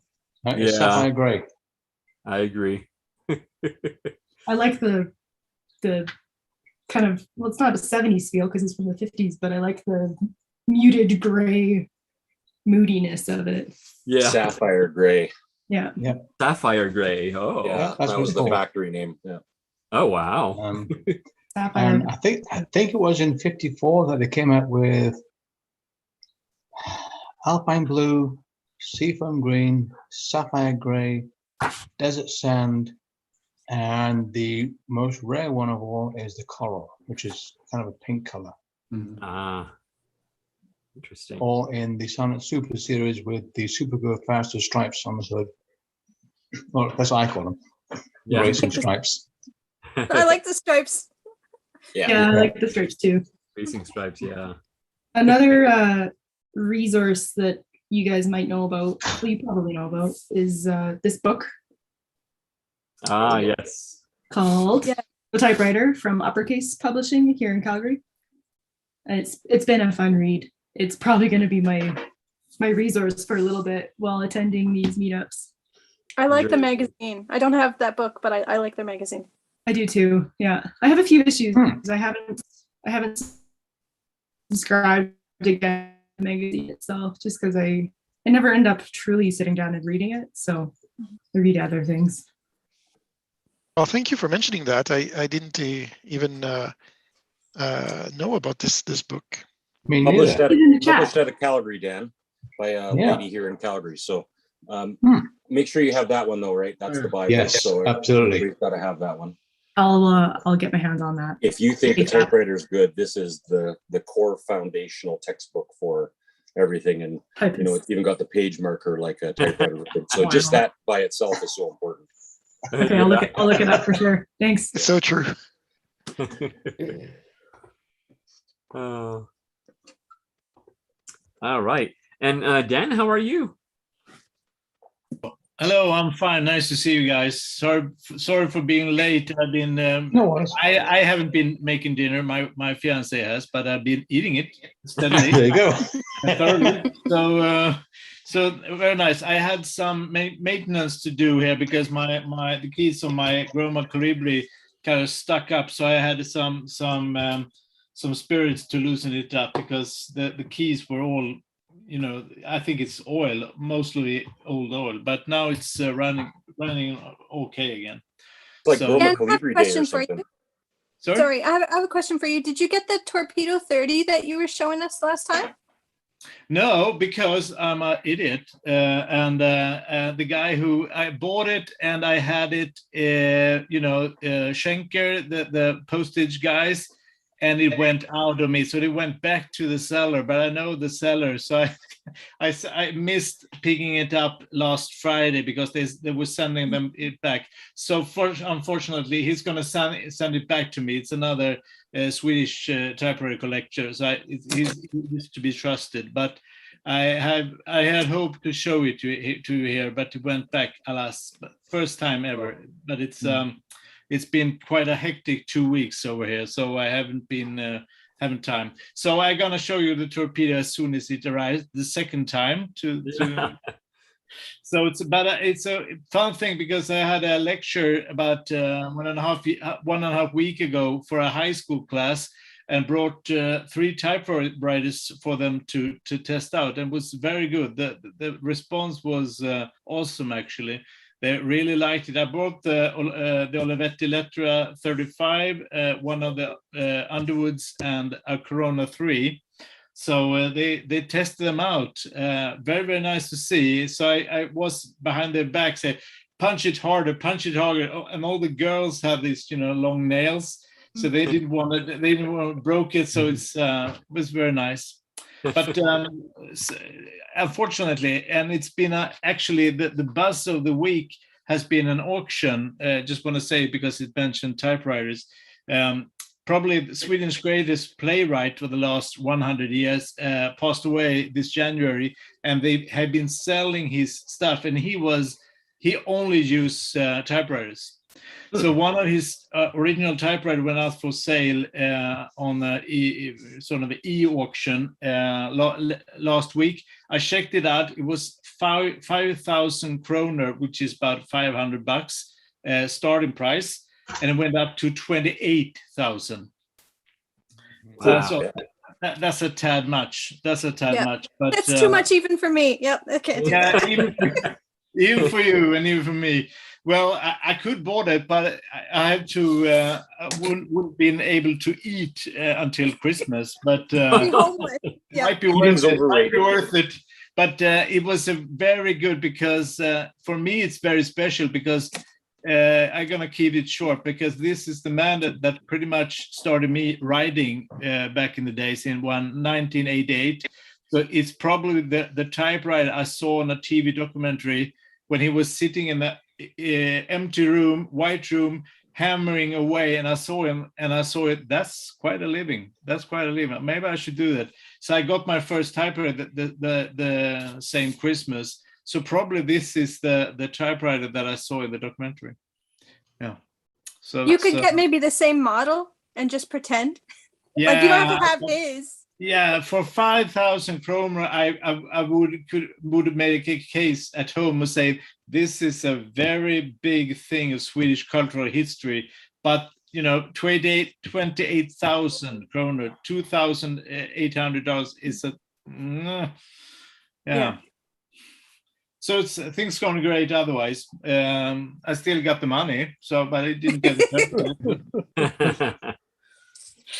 So it's going great. It's actually I'm a little bit low on typewriters collecting now, because I passed 50 typewriters last week, and the torpedo should be number 51. So when it arrives, I shall sit back for a while, only about an hour or two. But of course, start a collection again, because it's getting a tad much, but still. Great fun as always. Excellent. Yeah. On my blog, I have a page called Cast of Characters, which has the list of all my typewriters, and I rearranged it because I had the ones that I've since gotten rid of. I had them in the list because it was kind of chronological, and so I would just gray those out. But I thought, it'd be handy if I could just quickly look at my blog to find out how many typewriters I have. Yeah. So I moved the ones that I've gotten rid of down below. And so I now have a numbered list, and I'm at 48. So nice. Yeah. Yeah. I should be better at registering them, making the model and doing a typing sample, but that's for winter. You can't really go out between December and February, so you're gonna do something indoors. So that's maybe a good thing to do. So yeah, you could just build like a little hut out of typewriters. Yeah, probably I do that, and I get to spend it otherwise. It's very, very funny because every time I mention it, once upon a time I had an official number for my fiance, so it never moved up over 30. But I spoke with a friend and she heard me, and I said 48. So she said, "Oh, I thought it was 30." Well, numbers have been updated. Oh, yeah. Didn't Joe Van Cleve do a funny sketch on that in one of his blogs when he sort of was hiding the actual number of his collection? His wife came and said, "What's that?" Yeah. "Oh, I bought this 3 months ago." Yeah, exactly. Oh yeah. I once my wife guessed at how many typewriters I have. And she was like way under the number. And I said, "Oh, it's about that." Yeah, she said it. You didn't have to lie, so it's all good. Exactly. And honestly, at that point, I didn't know how many I had, but I knew it was more than that. I'm bad. Actually, I have a storage bin downtown when I was storing most of the collection, and I actually found one typewriter I didn't remember buying, and I said, "Okay, this addiction is going way off. It's getting scary now." Yeah, exactly. I didn't. It was a Corona 3 in a red case. Didn't remember buying it at all. I don't think I ever used it, so I just unpacked it and put it on the shelf. Scary. Diane, are you wanting to show us something there? Yeah, I am. I want to show you how you clean a Smith Premier, how you clean the type on a Smith Premier. If you have this like ridiculously rare accessory, this is the accessory. Oh. Well, yeah, this goes down into the center. I don't know if I can show, I don't know if you can see it. There's a brush down in there. Oh, wow. And I'm trying to put this on my knee. I can hear it brushing. So it has its own built-in brush? It does. That's interesting. And it's throwing up all sorts of dust, but everything's dusty on here. Yeah. Yeah. Yeah, that's kind of what I'm doing. But anyway,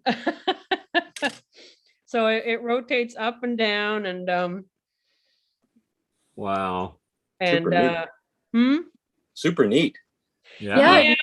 And they don't all have the brush, and very few have this. It's like this is the crank. It's like trying to, of things to grab in a fire. I think this is number one. Wow.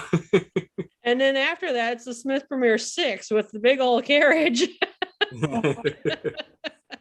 Oh man. Very good. That is interesting. I had no idea. Yeah. Yeah, they didn't do anything simple back then, Yeah. Very good. I think we have May with us. How are you, May? Hi. Good morning. Hi. Good afternoon. May. Hi. I got a new typewriter. Oh, excellent. It is a Coronet, a Smith Corona Coronet. I think it's 1961. So I wanted to ask Ted if, okay, so with the serial numbers, 1961, it's like 28,000 approximately after the first serial number in 1961. Mm-hmm. Do you think Smith Corona made at least 28,000 in the first year, or do you think? I'm certain they did, yeah. So this is probably a 1961, the first model of the Coronet. They usually started series at that time at 10,000. So that would actually only be 18,000. Okay, so 1961 Coronet. I got this from Doug Jackson, a friend in our typewriter Facebook group, and he didn't want to mess with it because it's brown. And it had, it's Sierra Tan. It had some issues, but because of typewriter, yes, I was able to fix the space bar. It just needed to be reformed. And the backspace was a little loose, so I clipped the spring and tightened it back up, and now it works perfectly. Excellent. So thank you, Ted, for your excellent resources, because I wouldn't have figured out either how to remove the lid. And properly. Yeah, that's those Smith Corona lids are a little weird. You got to look underneath and find the screws and yes, and so I'm putting it all back together now, and then kind of do a flexi thing on those side runners. Yeah, you got to get out your special sight saver. So I'm working on that now, and I'll do a little type. Oh, what is our typing prompt? I forgot to look. Do we have one today? Yes. If typewriters could talk, what would they say? That's a good one. I think that's it. We'll get this typewriter talking here in a second. All right, excellent. It's funny, May, that you mentioned like Discover, because I was struggling with one yesterday. I got this Electra 120 on Thursday. Oh yes. And the seller didn't know very much about it and everything, and she posted it as a 1964, which I didn't think was correct, and she said it worked perfectly. But when I went to pick it up, it didn't work. The mainspring was completely jammed, and so I actually started working on it Friday night and yesterday, and I got it all loosened up. I had to take the motor out and everything, but that cover, it was a little bit difficult. And for me, my hard lesson was you can remove the cover, but then there's the like the bar and the actuated arms that are in the way to take the mechanism out of the body. And I managed to take the mechanism out with those arms still on, but I figured out I couldn't figure out how to put it back. So I actually ended up taking those arms out, putting the mechanism back into the base, and then reinstalling those arms after by inserting one side and the other. And so I don't know if you're going to have to take the whole frame and mechanism out, but I would suggest you try to take those arms first, because it makes it so much easier. Well, the way, according to the repair manual, I followed the instructions. You remove the cover. So like you said, you get underneath and you screw the cover, and then there's little arms, pivots or hinges, I'm not sure, but then you kind of work them out, and then the cover, and then you just remove it from the machine. Of course, I'm doing it on camera, so it's not going to be as smooth, but remove it from the machine, and then the bar, like you said, that flips forward and back, you just leave it on, and you can actually slip the typewriter out, from under the bar, as long as it's pulled forward. So you actually, don't. I couldn't do that. Yours couldn't. I couldn't. I'm just saying. Oh, you have to remove the keyboard cover too. Sure. I did that too. Yeah. So once I, figured that out, it actually does. Well, this is a cornet. So you said Electra 120, and so it might be a little different. But this one I was able to slip out from underneath this hood bar, no problem. Once I got the keyboard cover removed and then the lid itself removed with the little screws, it came off pretty easily. But you do have to take that off and the keyboard cover off before you can slip it out from underneath.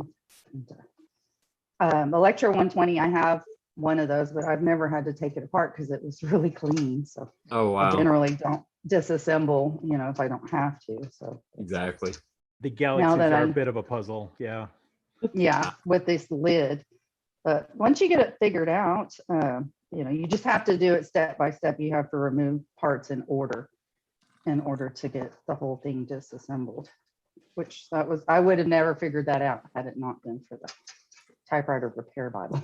Well, I figured it out on my own, but it took a little bit of trial and error, and putting it back on was easier because I had some of the tricks and still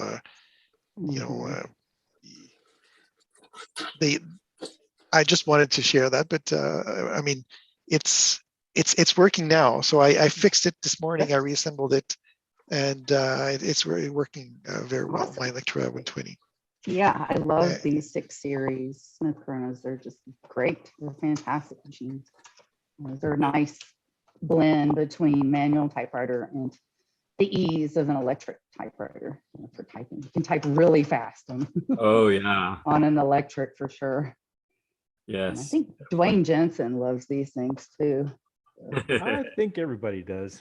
Once you get your hands on one, how could you not, right? I know. Excellent. The series of Chronomatic I really like are the ones that have the side-loading cartridge. Oh yeah. Chronomatics. And if you can get the single pass colored film ribbon, I managed to get a whole set of all the colors. It's great. You can literally change color between paragraphs. That would be fun. That's amazing. Yeah, those cartridges. So I have a Chronomatic 2500, and I do love it for the it's like a standard in a semi-portable. I say semi-portable because it's really heavy, but it has all the features of a standard, and that feature of the carbon film ribbon is quite amazing. It's such a clear type, such a clear imprint. And I did manage to get a blue, a green, and a red, in addition to some blacks, but they're quite rare. Like they're all vintage. So once they're used up, they're used up. Now I am thinking once I use up one whole cartridge of black, that I might open the cartridge and see if I could buy a film ribbon that is meant for an IBM's electric and put that in instead as a replacement. If it's the same width. Now I have no idea if it's the same width. I'm just putting this idea out there. I haven't even tested it yet. So it's just a concept, just an idea. Maybe there's a way to refill those cartridges by using some other brand of some other cartridges made for IBMs. The issue you will probably run into is the fact that I don't think it's a spool in there. What they do is they kind of fold up in a kind of a winding pattern. It is inside of there. It's a spool for the carbon. Okay. For the carbon, it is two spools. Okay. One that's full and one that rolls up the used one. But you are correct that the cartridges that are the nylon ribbon are like that. They're loose. 8-track tape. Yeah. Yes. Oh wow. And that is exactly how the nylon is organized. And I know that because I opened the cartridge and I tried to re-ink one by putting ink there, or WD-40, which wasn't that great. But the carbon film ribbon is a spool. But the width is the problem. And of course, the only way to be able to do it properly would be to attach. You still have to have some of the old ribbon in there to attach the new one in order to thread it to go through past the tip where it does a flip and a 90 and 180 degree, and it comes back. So that might be one of the problems. Yeah. I know that IBM carbon ribbon is 9/16 inch. I Okay, believe. 9/16. So you It's may too wide. It may be a little wide. Too wide. Yeah. No, as soon as you said 9/16, it's too wide. But I wanted to say that those Smith Corona film ribbons are about 5/16 to 3/8 of an inch wide, maximum. 5/16 is about right. I'll measure it. I'll measure one while we're talking.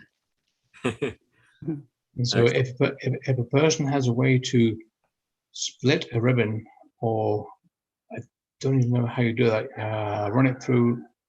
If you had you know how you can get these ribbon shredders for Christmas presents? If you had one of those with a single blade on it, they could adjust it, wind the ribbon through, and Interesting. Well, all of you MacGyvers out there, if you're so handy, you can make me a 4-color ribbon for the Sears ribbon.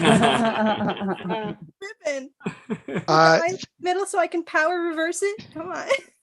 It's almost a challenge I would take. It's too good of a challenge to pass. Well, I don't know just if I want to would try be. the little power ribbon thing, and I have no purpose for that. I need a 4-color ribbon. It's no problem as long as all 4 colors are black. William, you're right on. It's 5/16. Yeah, it's 5/16 on one of those. So if it is 5/16, I'm not sure whose make it is, but you can get the spools. I think it's 400 feet of 5/16 carbon film ribbon that go onto each side of a Royal or Hermes. They then feed through. So the person may be able to reload it from one of those. Sorry, I missed the make. Say that again. Hermes, Ambassadors, some of the larger Royals had the fitment for the carbon film ribbon. So the ribbon's actually mounted on the sides of the machine, then fed across. No, but my point is to buy new ribbons from that are still manufactured, not try to find vintage ones, because it's a bit of a chase. Because those Hermes and Royals that had those big spools on the side of the machine, that's even harder to find than these ones. Okay. So maybe well,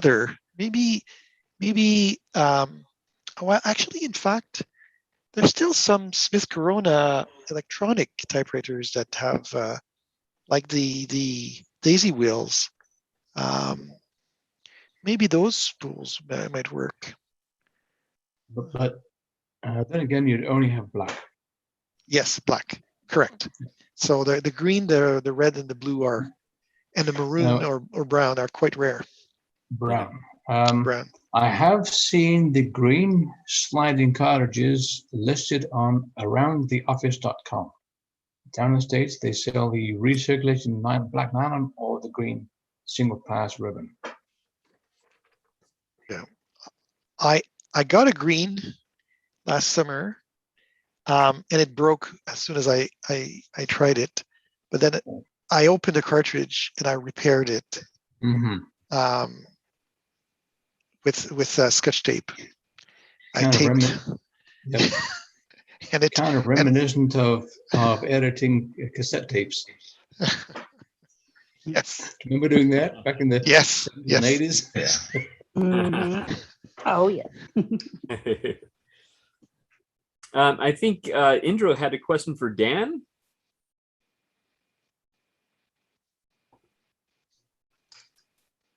He was asking if that's a green colibri. Yeah, I can show it. Here it is. Ah. Nice. And it's easily. Can you tip it? Can you tip it to see the keyboard? Here you Yay! go. Thank you. Nice. Oh, I see. So it's a QWERTY, yeah, but with Swedish keyboard, is it? Yeah, it's O Ö, as we say in Sweden, and it's very good. This is one of my favorites. I've had it, one of the first typewriter I ever bought in 2015, I guess. It's been a little, type slugs have been a little bit stuck but I have lubed it now, so it's running as it should. Very, very nice. Yeah. You And I started showed your it- collection with a bang. Sorry? You started your collection with a bang. Yeah, and I got this, and it was like, the instant thing, and I bought it from on the internet, and I saw it and said I gotta have this, and it got shipped, and it got a little bit broken in the shipment, so I had it mended. Nobody can see it's been mended, but it is very discreet. This was by 2015. It was probably the greatest fixing thing I have ever done. Do a little bit of Scotch tape and super glue. Tells you something about my skills. They have been. I've learned a few more things since then. But this is one of my favorites. It's my go-to typewriter. Really, I have it on my desk at home, and it's it's a lovely little machine. Dan, that's an amazing looking typewriter. Yeah. It's very nice. Kimberly, that's one for you. Yeah. One vote for the Calibri. There you go. Let's see. Bill, how are you? I'm doing good. How's everybody else doing today? Very good. Very good. Yeah. Anything It's new? always good when Bill Guthrie comes online. Excellent. I know, right? Nothing new. I just realized this past week that it's been now more than a year for me since I bought my first typewriter. So that was a fun. Bill Guthrie music. Oh, it got there a day early. Yeah, it showed up after less than 2 days of shipping. I got it on the 16th, so you sent it on the 14th. Yeah, when I checked the shipping number for the tracking, it said it was going to arrive on Monday. So, oh well, they lied. Bonus. Yeah. So I've got a bunch of letters from him over 4 months or 3 months, I think. It took a while to. every month he'd just write a new letter because he hadn't gotten around to mailing the last one. So that was really cool. I really liked that. That was a nice little trip. Well, good. Little care package. Yeah, I got a care package from Ted with some surprise typewriter feet. So I had to come up with something in return, and it also had one of his mixed CDs, and so I couldn't think of anything else to send but my own music. So it was very nice. I liked it. Good.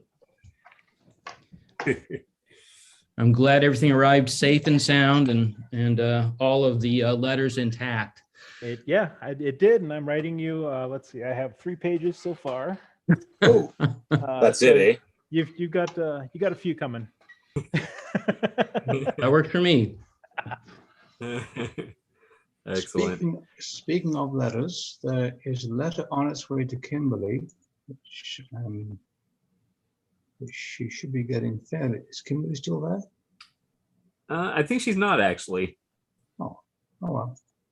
Maybe she'll get a letter on Monday or Tuesday. Oh, excellent. However, I interrupted Bill, so we should let him talk. Yes. Oh, I don't. Yeah. So nothing really new. Just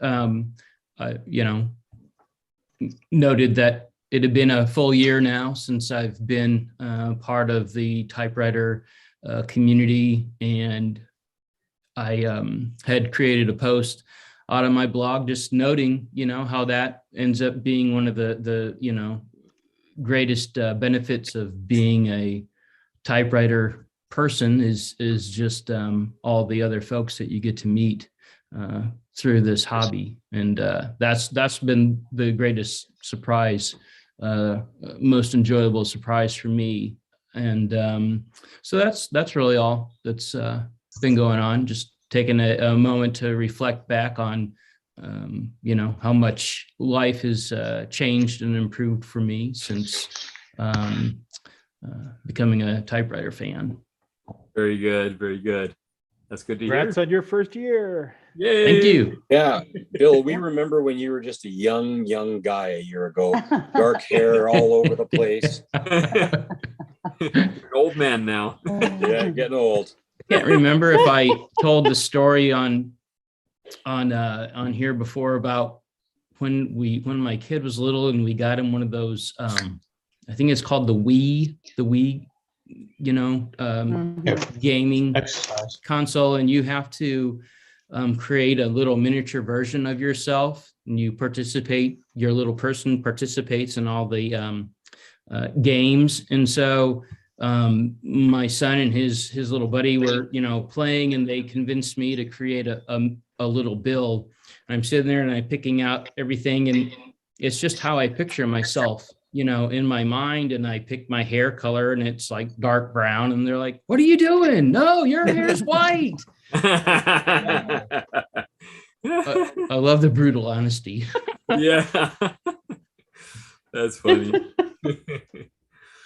Oh, all Bill, right. I'm sorry. I have a letter from you that I have not answered yet. That's okay. Same here. It's kind of in the middle of the stack, meaning there's a couple in front of you and there's a couple more behind you. That's okay. As long as it got there. I always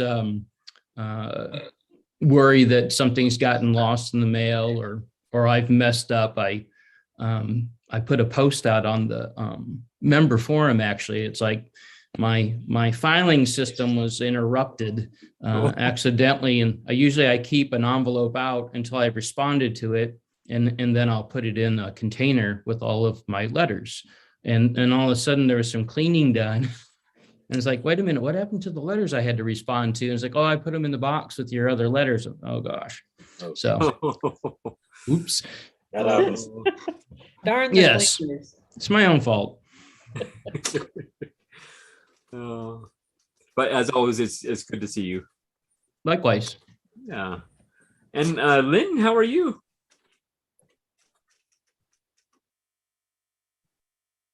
Wrong way. There we go. I'm good. Excellent. Looking forward to a type-in that's happening next weekend. Oh. Hoping to get rid of all of my typewriters. If anybody wants any of my typewriters, now's the time to tell me, because they're going, I hope gone. How many? Oh, I don't know. I packed up my car because I wanted them well, anyway, it's quite a few. Are you moving to Bora Bora or something? You're just like, yeah, I am moving, and I've really focused on torpedoes is what I like to use. So I'm just cutting back to. Okay. I mean, I have a couple that are for my daughters. One likes a Hermes 3000 I've got, and so there are a couple, but mostly, and I have you guys talked about that one on Goodwill last week. Yes. Mm-hmm. That went up to 4,000. I bid on it again because you alerted me that it was still up for sale, and they went $1 over my bid. Oh. So they're not selling it. Wow. Unless you shell out $4,000 and then don't. I don't know what that's about, but maybe one of the bidders got frustrated and said, "Okay, fine, I'll give you $4,000." Yeah, because they keep relisting it. Yeah, I'm guessing that's just somebody jacking around with people, and it's Brooklyn Park, Minnesota Goodwill. I mean, whoever's in charge there is. Well, I don't mean someone at Goodwill necessarily, but just some, jokester out there putting in fake bids for whatever reason. And I know they say you're bound to that, but I'm guessing there's probably ways around that. I don't know. I can't imagine somebody honestly putting in a bid of however much that was. It just seems like they probably did it to mess with other people's day, Well, like I said, maybe they'd bid on this thing several times and never got it and got frustrated maybe. Yeah. So, but I did get a different torpedo. I'll show you. Let's see. It's got a nice case. It's got a little bit of a ding here, but I'm gonna get that fixed up. Better the case than the typewriter.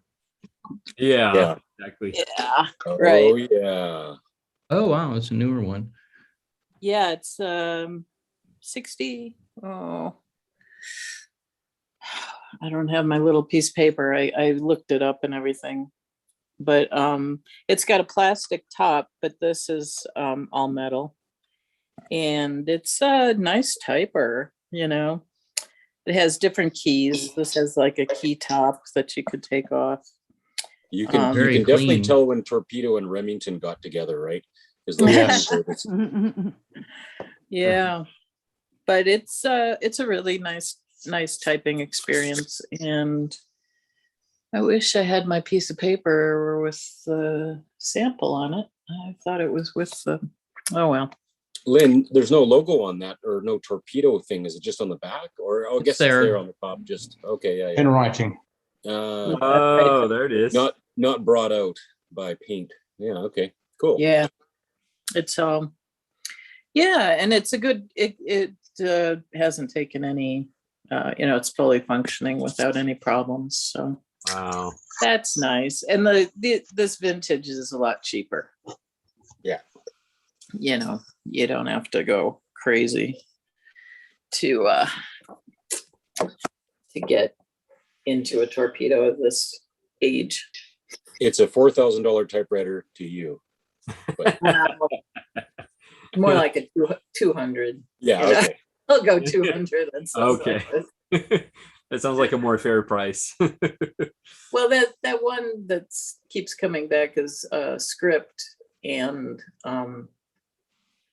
looks in pretty good shape. So, I could imagine it going for 400 or 500, but they want more, I guess. Wow. Not like that Scholes and Glidden that's out there. Oh. 49,000 something or other dollars, but it's been restored. Oh, okay. Just to have one though, that's probably okay, right? It's not like you can just wait around and wait for the next one. No, that's been put out by somebody on the typosphere. Okay. Tony somebody Casio maybe. Oh, Maybe that's right. he's the guy that wrote the typewriter book. Yeah. Ah, excellent. All right. And Mike, Curry's showing it there. Yeah, very cool. Yeah, I just got it like a week or two ago, my most recent birthday. So happy birthday to me. But I don't have the Calgary one yet, though. So I gotta find that one. Yeah. Very cool. All right. And Mike, how are you? Good, I'm Nature. I'm doing all right. Doing pretty good this year. Started to join you late, but here I am. So good to see everybody here. See some new faces and some that I've seen other places but haven't seen on here. So that's nice. Yeah, definitely. We're still a growing bunch. Yeah. Yeah. And I always so, remember like the first episode of Typewriter Club Live where we just had 4 people. The old days. Yeah. So things are going well for you, Mike? Yeah. It's, finally, as of like yesterday, I got this. See if I can see it. Oh yeah. SG1. SG1. With the support. Put back together, and it's a 61. It's got a carriage release from a 55 and some other parts which Lynn was kind enough to send me. So I finally got it together and everything seems to work. The ribbon advance is a little wonky, but it works most of the time. I've only typed like 1 page on it so far. So, but this thing's been kind of frustrating me with, various zinc parts falling apart and things like that. So. But anyway, it seems to be working out. It seems to type really nicely and it's got a nice impression. So anyway, looking forward to trying it a few more times, for a few more things and getting to know it a little bit. What typeface? It's an elite typeface, Oh. but it's a standard elite. I don't know if I forgot about it. Oh, here, it's on top. I don't know if you can see. Hi, Curry. Hey, Curry, before you go, look Yes, at hi, my Curry. shirt I'm wearing. Yes, Hello, I saw the shirt. Typewriter. Awesome. Thank you. Good to see you. That's great. We'll see you guys later. Have a good All right, weekend. bye. Take care. Bye. See you later. Bye. Good to see you. Yes, you were Mike, I showing like us that. I like that picture of your Olympia on the scale. Yeah. Oh yeah. Yeah, I've I know it was heavy, but when I put it on the scale, it's like 37.2 pounds. It's just like, wow. Wow. Yeah, I'll have to weigh the Royal FP and see how that stacks up. Yeah. Do the serial numbers match on from the body to the carriage? They never do. I have one that does. Really? On the Really? SG3. Uh-huh. But they can't be, because the body is 7, the carriage is 8. Let's see. I think I have one that says 7. On the rails on the top, on the carriage part, they match. Okay. But I think there's a number underneath that doesn't match. It's like an 8 instead of a 7. If you go underneath the carriage. I see. Yeah. The one on the chassis and the one, well, I don't know. Yes. Yeah. Yeah. That's kind of a wonky thing, but that's down there on the rail. They match. Okay. Oh, good for you. So I think that came from 1961. So the zinc parts that you mentioned, I saw on my SG1 the right tab stop is cast zinc, and it's cracked up. It's cracked. Yeah, that's and what's same with this. So I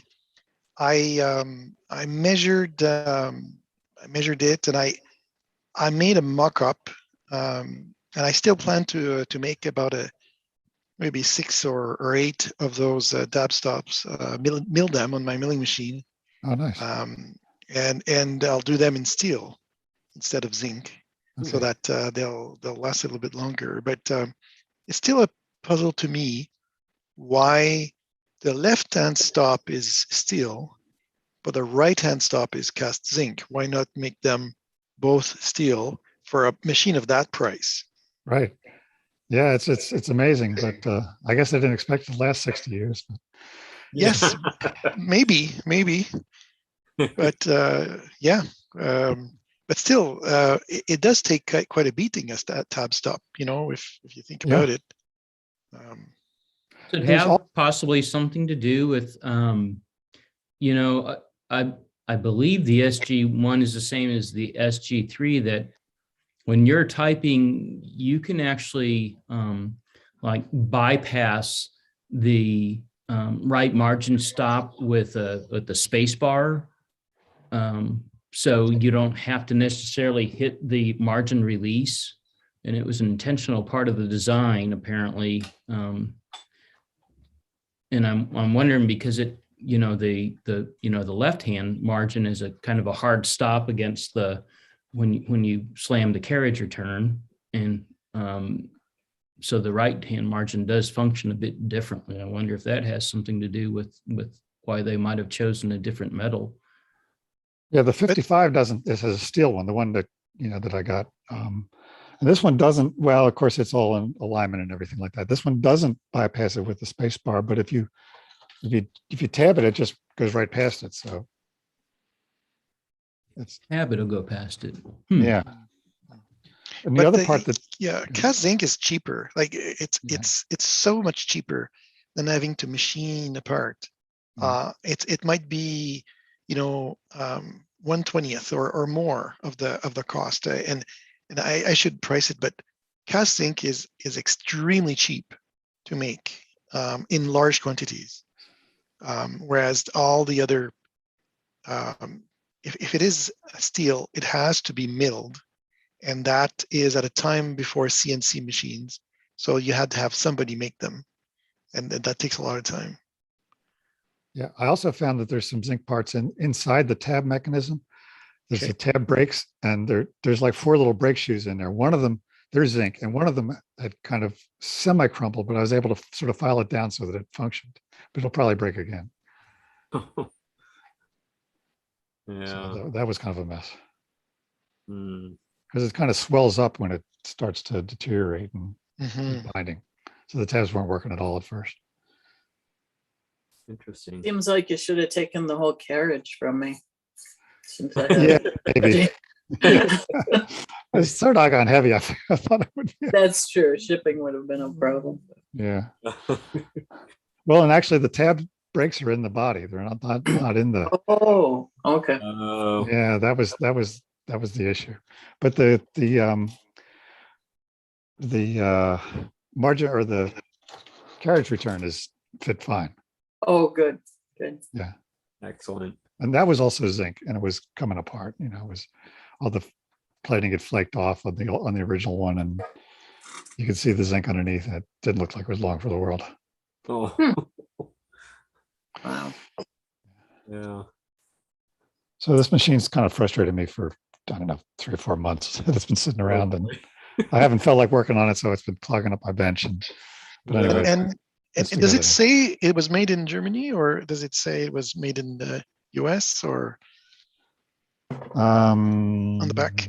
I'm going to go around the back. I'm not going to try to lift the thing, but I think I think it said it's made in Germany. Yeah, Olympia work, Wilhelmshaven, made in Western Germany. Yeah, and then it's got the New York importers and the decal for the U.S. patent on it. So okay. And I think I'll have to check for mine where it was made, but it's a little bit different. And it's a 64. Mine is a 64. Okay. And unless it was made specially, I know originally it had the very wide carriage. It had because it has still these special feet that go beyond the machine to stabilize it for a very wide carriage. But what I have is the 12-inch I have the 12-inch carriage. Yeah. On it. So it's a different one. Okay. So mine for sure is a totally different carriage than the body. Even it's a different paint. That's interesting. Do you have those stabilizer feet nearby? Yes, in the next room.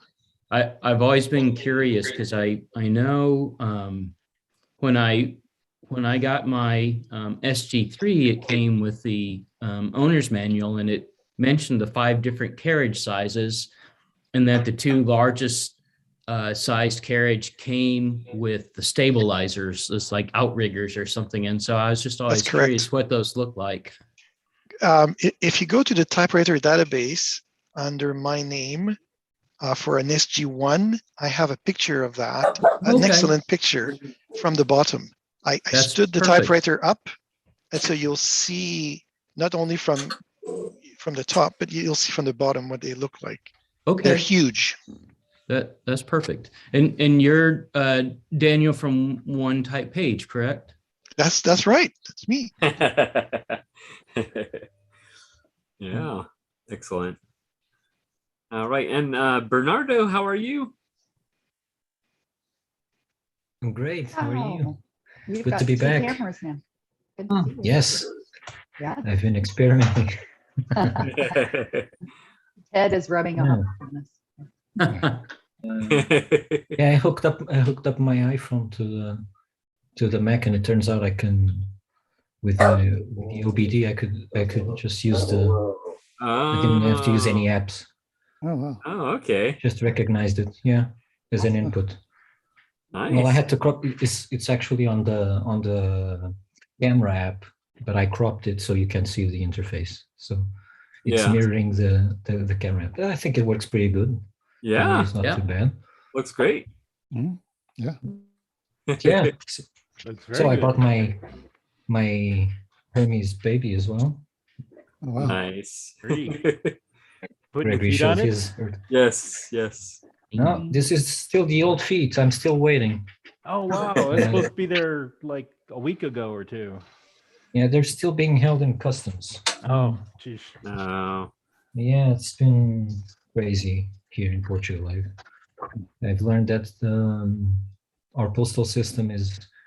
Some websites are no longer sending to Portugal because things are getting so clogged. Oh wow. Yeah, but still hoping. Yeah. Yeah. So I've been watching the streams, and I have got a couple things to show you. Last week you were showing paper money, so I'm gonna show you. these are no longer in this. This is pre-Euro. Wow. But I got it framed because I thought it was such a beautiful design. It is very unique. And I just love this. The designer was a professor of painting in my school, and he also decorated a subway station in Lisbon. It's very, I like him very much. He's always these very geometric designs, but I think he's top notch. So I got this note, and I had to keep it. I also have a book about his designs I could show you some other time. But yeah, I've been hitting the flea markets. That's where I found this. Wow. I think, yeah, the seller was asking for 40, but he took 35 euros for it. Wow. But it was that's the second typewriter I buy from him, and he puts, I don't know what kind of lubricant he sprays all over the typewriters. This one was just horrible. It was the filthiest I've ever come across. It was just, it still creeps out some of the oil. I haven't been able to take it all off. But yeah, actually, Bill Guthrie, I just sent you a letter earlier this week. Okay. So sorry for the spoiler, because I talked That's about okay. this. I received your postcard the week before last. Thank you. Yes. Sir. Yes. Oh yeah. I saw that. You showed it a couple of weeks Okay, ago. yes. Yeah. Yes. Yes, I saw that as well. I wanted to say, because of you guys, or some of you guys, I also been dabbling in film photography. Ah. And on the same day I bought this typewriter, I also bought this Minolta. Nice. It looked like you had a box of HP5 sitting on your shelf back there. Yes. And I've tried HP5 first. Then I went to visit my grandfather, and he had a couple of rolls in one of his drawers. I haven't developed these yet, but this expired in August 2001. That's always This fun. and this one is from January 1990. So Wow. 3 years before I was born. Let's see what comes out. That'll be interesting. Are you going to try But, capital yeah. development, or are you going to do C41? That's a good question. I was just gonna take it to the lab and see what they recommend. I overexposed it. I saw it recommended on a blog that these lose sensitivity, so I overexposed both of them. Let's see. Yeah. But yeah, I tried the disposable camera first. I had a lot of fun. So the next week I went to the flea market. I bought the camera first, and then I saw the typewriter. But sorry. Yeah, I just replaced the light seals. Sorry, there we go. It was in pretty good shape. 10 Is that euros. a can you believe? Minolta. Minolta. Which one? Okay. There you go. Typematic AF2. AF2. Okay. Nice. Boy, it looks really clean. Yeah. Yeah, it was in impeccable shape. I asked how much before I even tried it. The guy said 10 euros, and I said, okay, can I see if it works? I had some batteries on me. The flash worked. Everything seemed to work, so I took a gamble, and yeah, it works perfectly. Nice. Excellent. Awesome. Yeah, I've been having a lot of fun. Okay, just last thing. I bought this old book. You can see. It says There we The go. Art of Writing. Wow. It's all about writing letters. One of the first things the author says is never write a letter on a typewriter. That's old school. Bad form. It's bad form. It shows Wow. you haven't put in enough time in writing by hand.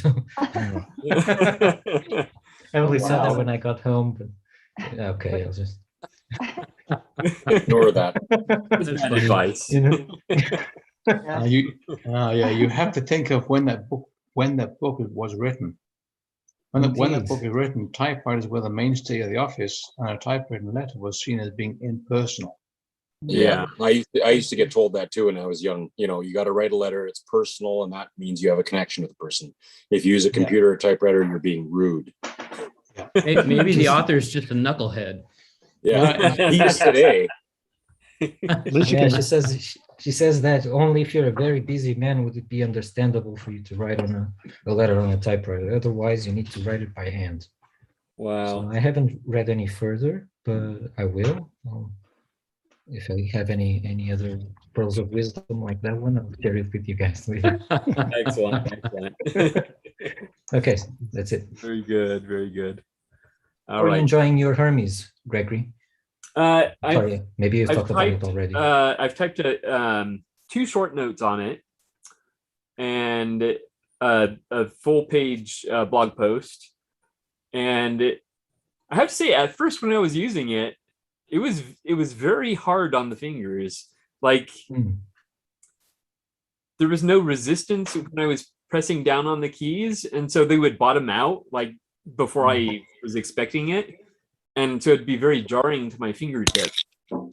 But the more I used it, I think I kind of adjusted to it, and by the time I was done with my blog post, which is like a full page, it was great. So I love it now.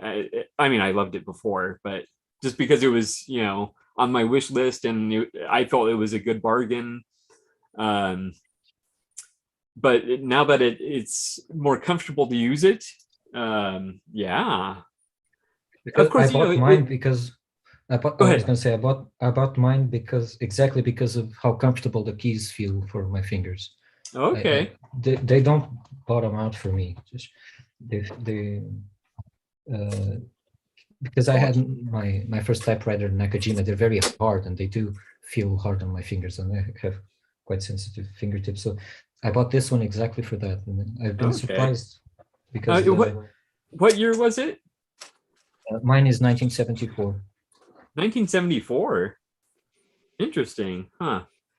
Because I was building a theory that maybe you had an older one, but mine is 1970. So interesting, huh? Is it true what I've heard that the latest model or the last model of Hermes Baby-like or rocket that Joe has is actually an Olivetti Lettera 82? I don't think so. They put the Hermes rocket shell on an Olivetti and sold it as something else, I think. I'm not sure. I think it was called Lettera 80 something. But the actual Hermes rocket stayed its own thing. Okay. So. Okay. I've just been handed a note by my wife that she needs to be on Zoom at 12:55, so I'll have to bug out then. Okay. All right. Can I ask you a question, William? Did you ever get your SG3 that was held up at the U.S. border? No, but I have had word that the Canada-U.S. land crossings will be opening on November the 8th. Okay. Because I have everything shipped to a pickup point in just south of the border. Everything is still sitting there. Okay. So nothing is actually hung up in customs. It's just sitting in a storage shed waiting for me to go and pick it up. Okay. And the U.S. border supposedly will be opening on November the 8th. I'm going to leave it a couple of weeks until things kind of settle down. Yeah. And from what I understand, I'll need to show proof of vaccination to get into the States and proof of a negative rapid COVID test within 72 hours for coming back into Canada. That's what I read too. Yeah. So it's going to cost. Yeah, I have no idea. And you have to have a typewriter.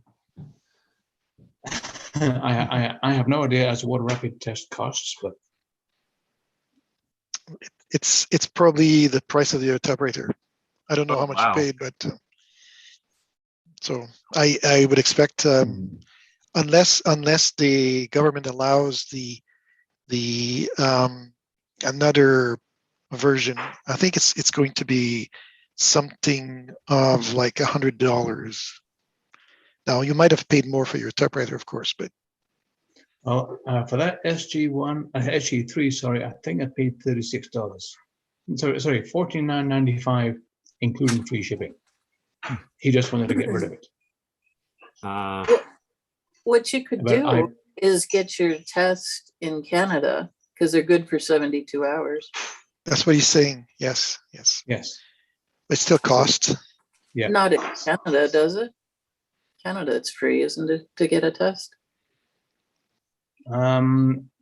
If you request a rapid test, you pay for it. If you are ordered by a doctor to get a rapid test, it's free. Oh. Yeah, but Lynn, you're onto something, because if I think I'm sick, I can go get tested and it's going to be free. Right. They're going to triage me, saying like what are your symptoms and so on and so forth. And as in the past, they might say, well, wait a little bit and come back if you get worse, if you don't show the symptoms. Yeah. Interesting. Yeah, I think when I got a rapid test back in January and they messed up my insurance billing, I think it would have been $250 at the place I went to, but then they got the insurance billing worked out, so it didn't cost me. But so that's one U.S. data point. Yeah, and that was US dollars. Yes. Yeah. Because I know I have probably a dozen or more packages to pick up there. Wow. So it could probably be worth it. Hopefully, yes. Yeah. Yeah. Okay. Or you could be patient. Yeah. Although I think he's already been very patient. Yes. I think it's been at least 18 months that the Canada-US border has been closed now. It was closed in March last year. Yeah. Or at least closed to non-essential travel. Yeah. Yes. Okay.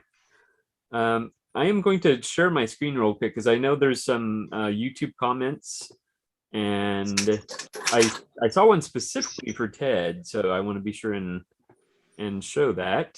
So the one, let's see, where was it? Where is it? Well, I'll just try the top. Laura was saying she was joining us. Michael Rapid X, I don't know if that's how you pronounce it, is in the comments there. He's participating in NaNoWriMo. Let's see. Please pass my thanks on to the woman from Ottawa who brought it up. I hope she found a writing buddy. Wait, I think that was Kimberly, wasn't it? It was. I think so. Yeah. Doug Jackson She's Toronto. She's in Toronto. Oh, Toronto. Yeah. That's right. Yeah. Yeah. Doug Jackson says, "Hello, Daniel. Like you, I watch these on video a lot also." Oh, this was a question for Ted. Michael was asking if the Hermes 3000 feet are available now, specifically for the late 60s. They are, but I don't have any in green, which I think was what he wanted. Oh. I could special make them in green, but right now I'm out of rubber again, so okay. I am waiting for supply to build back up. Okay. All right, and then Angela is watching. I forgot my laptop in Maine, but am tuning into YouTube. Hi, Angela. And Doug Jackson. Lynn, how do I contact you for purchasing a typewriter? So Doug is interested. Yeah. Is there a way to, let me see, he's on YouTube. Maybe I'll try and get on YouTube and see if I can message him. Yeah, because you don't do Facebook, right? No. Okay. Sorry.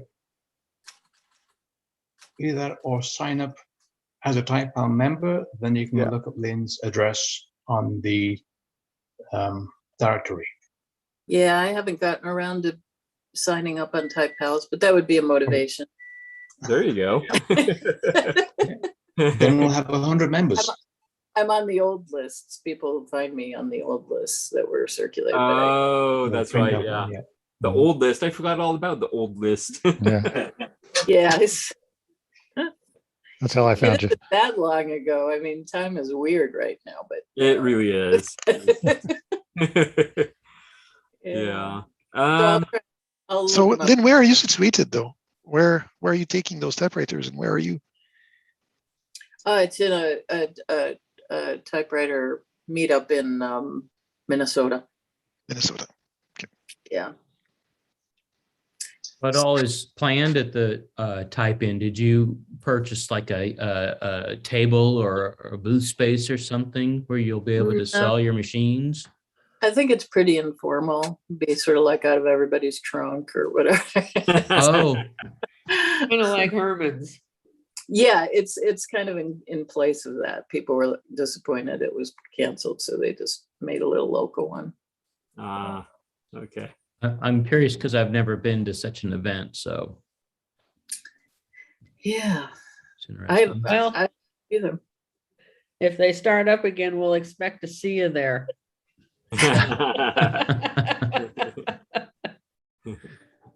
And Bill, I know you're still in the trying to figure out how to get one done, right? Well, that's why. Yeah, I was just kind of curious what others' experiences have been, and that I think the most troublesome thing right now is just any kind of changing restrictions that might be brought up. So, under normal circumstances, it would be just kind of like, just take a shot at things and try to help on making it happen. But it's a little worrisome that, everything could change. That here in Oregon, it's been quite tumultuous in terms of, how often and quickly things have changed. And I'm not complaining, it's not, there's nothing that's happened here that has been anything more than an inconvenience for me personally, but in terms of trying to schedule something out into the future. And so at this point, I'm just trying to, get a better idea of exactly just, kind of what all can happen at a type in, and that kind of thing. Yeah. Gonna be some typing. Well, and I wondered about that. I mean, do people like collaborate on writing? Is the emphasis actually on the typing and the writing? Is it more just about geeking out on typewriters, all of the above, Generally speaking, it's been my experience that you plan a lot of things, and what actually happens is that people kind of, in twos or threes gather around typewriters and just start typing. And a lot of times they'll leave their sheets behind, sometimes they'll take it with them, and sometimes they'll ask you questions. As a participant, the people who just kind of wander in and they don't have typewriters and you're just letting them use your machines, you act as sort of a liaison to help them with things like margins and figuring out where the exclamation mark is. And sometimes they'll have questions and you just answer a question. It kind of ends up being circulating groups of people talking about the machines or talking with each other since the last time they saw each other. We've had 7 or 8 of these type-ins here in Phoenix, and it's always kind of broken up into that sort of activity. You plan a lot, and a lot of what you plan doesn't end up happening, but sometimes it does. So you want to throw out those the coloring pages. Sometimes we have pages that little kids can come and you have colored pencils and you can let them color in pages that you have typewriter line art printed on, or there'll be a writing prompt or there'll be a typing speed contest. You can come up with all these different things, and if they happen, they happen. Everybody enjoys them. If they don't, they just enjoy these little group gatherings, Right. and just they're fascinated by the machines themselves. And you just kind of work as a liaison with the public. That makes to do sense. that. So you try to have a framework in place of some sort, but just Yeah. be prepared for whatever, kind of like our weekly meetings here. I mean, Yeah. when Be we used to have accepting the of themes, chaos. but it would just kind of veer to wherever the Yes. interest took people. That That's- makes sense. I get That's that. exactly right. Yep. Don't worry too much is what I'm saying. Gotcha. Go with Okay. the flow. Well, so I was just in, I believe you saw my post. So after our meeting last week, I ended up walking over to Typespace because I was reminded I hadn't been there in a while. And so Tony said that he had actually been assembling a number of 5 series Smith Coronas, so that when people are asking about the machines, they all have the exact same machine that they're working with that they want. And so if you're showing people, how to, set the margins or, this, that, or the other, they'll all be the same, in theory. And so that was pretty cool. And that was the time I was there that the little boy came in with his parents. And God, that was such a trip. That was like the one of the most enjoyable experiences I've had this past year with typewriters. And I got the biggest kick out of that. You'll get dozens of those experiences at Type-Ins. Yeah, that is that's a awesome. steady stream of what happens there. So yeah, well, that's got to be fun. Yeah, it is. It is. I highly recommend it, and definitely don't worry. Yeah. And just remember that magic margins and children don't mix very well. Yeah, letteras are a problem because they always flip that lever all the way back to 0 and center lock it. Hermes 3000s have the notorious margins, so you want to stick with like Olympias, Smith Coronas, Royals, Adlers, those kind of 50s, 60s, 70s machines that are easy to operate and kind of intuitive. Yeah. And because otherwise you'll just have to have someone standing around a lettera to fix the high centering when that happens. Yeah. Okay. All right. So we've spoken very little of the typing prompt, so I do want to put it out there. Does anyone have a typing prompt to share? I did one too. Were you holding one up, Diane? Yeah, sorry, I was trying to unmute myself. It's okay. It's what we live with in these Zoom meetings. Zoom times. Yeah. So yeah, I have a typing prompt. Excellent. Go for it. If typewriters could talk, mine would say, "Thank you for not making me a parts machine," says my 1899 Smith Premier number 4. That was the original fate of this machine that was missing a couple of key tops and was so filthy. What saved the day was when I saw the directional keys on it. All this happened at Hermes a few years ago. One of the other people there saw the keys and said, "You have to restore that." At the time, I had very little to no experience in typewriter maintenance. If typewriters could talk, my Smith Premier 6 would say, "Thank you for caring enough about me to drive 4 hours one way to pick me up and save me from the dump or the metal recycler. You cared enough about me to clean me up, replace my mainspring. It was broken in 2 places. And to have a piece made to replace the broken piece that is part of my carriage release mechanism. I forgot to mention that you even replaced my rubber, which is no mean feat given my 18-inch platen." Almost sounded dirty. To you, Sean.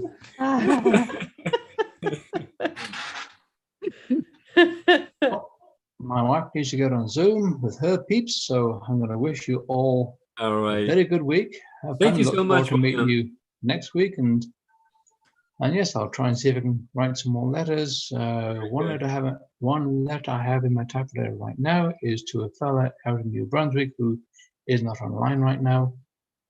So yes, take care all, and God bless. Same to you. Thank you, so much. William. Hi, William. Good to see you. Bye, William. Bye. All right. Well, thank you so much, Diane. That was good. Yeah. Very good. And I think Bill was showing one. I have one too. Yeah, go Unless for it. somebody else would like to go first.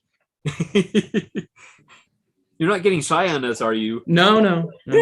I'll have one too.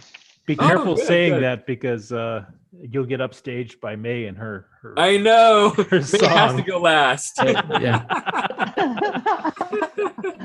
Oh, that was that was awesome. yeah. Go for it, Bill. All right. If typewriters could talk, mine would say click, clack, clack, click, click, clack, or something very similar, droning on and on until I stop feeding it with my thoughts. Too literal, perhaps? How about this then?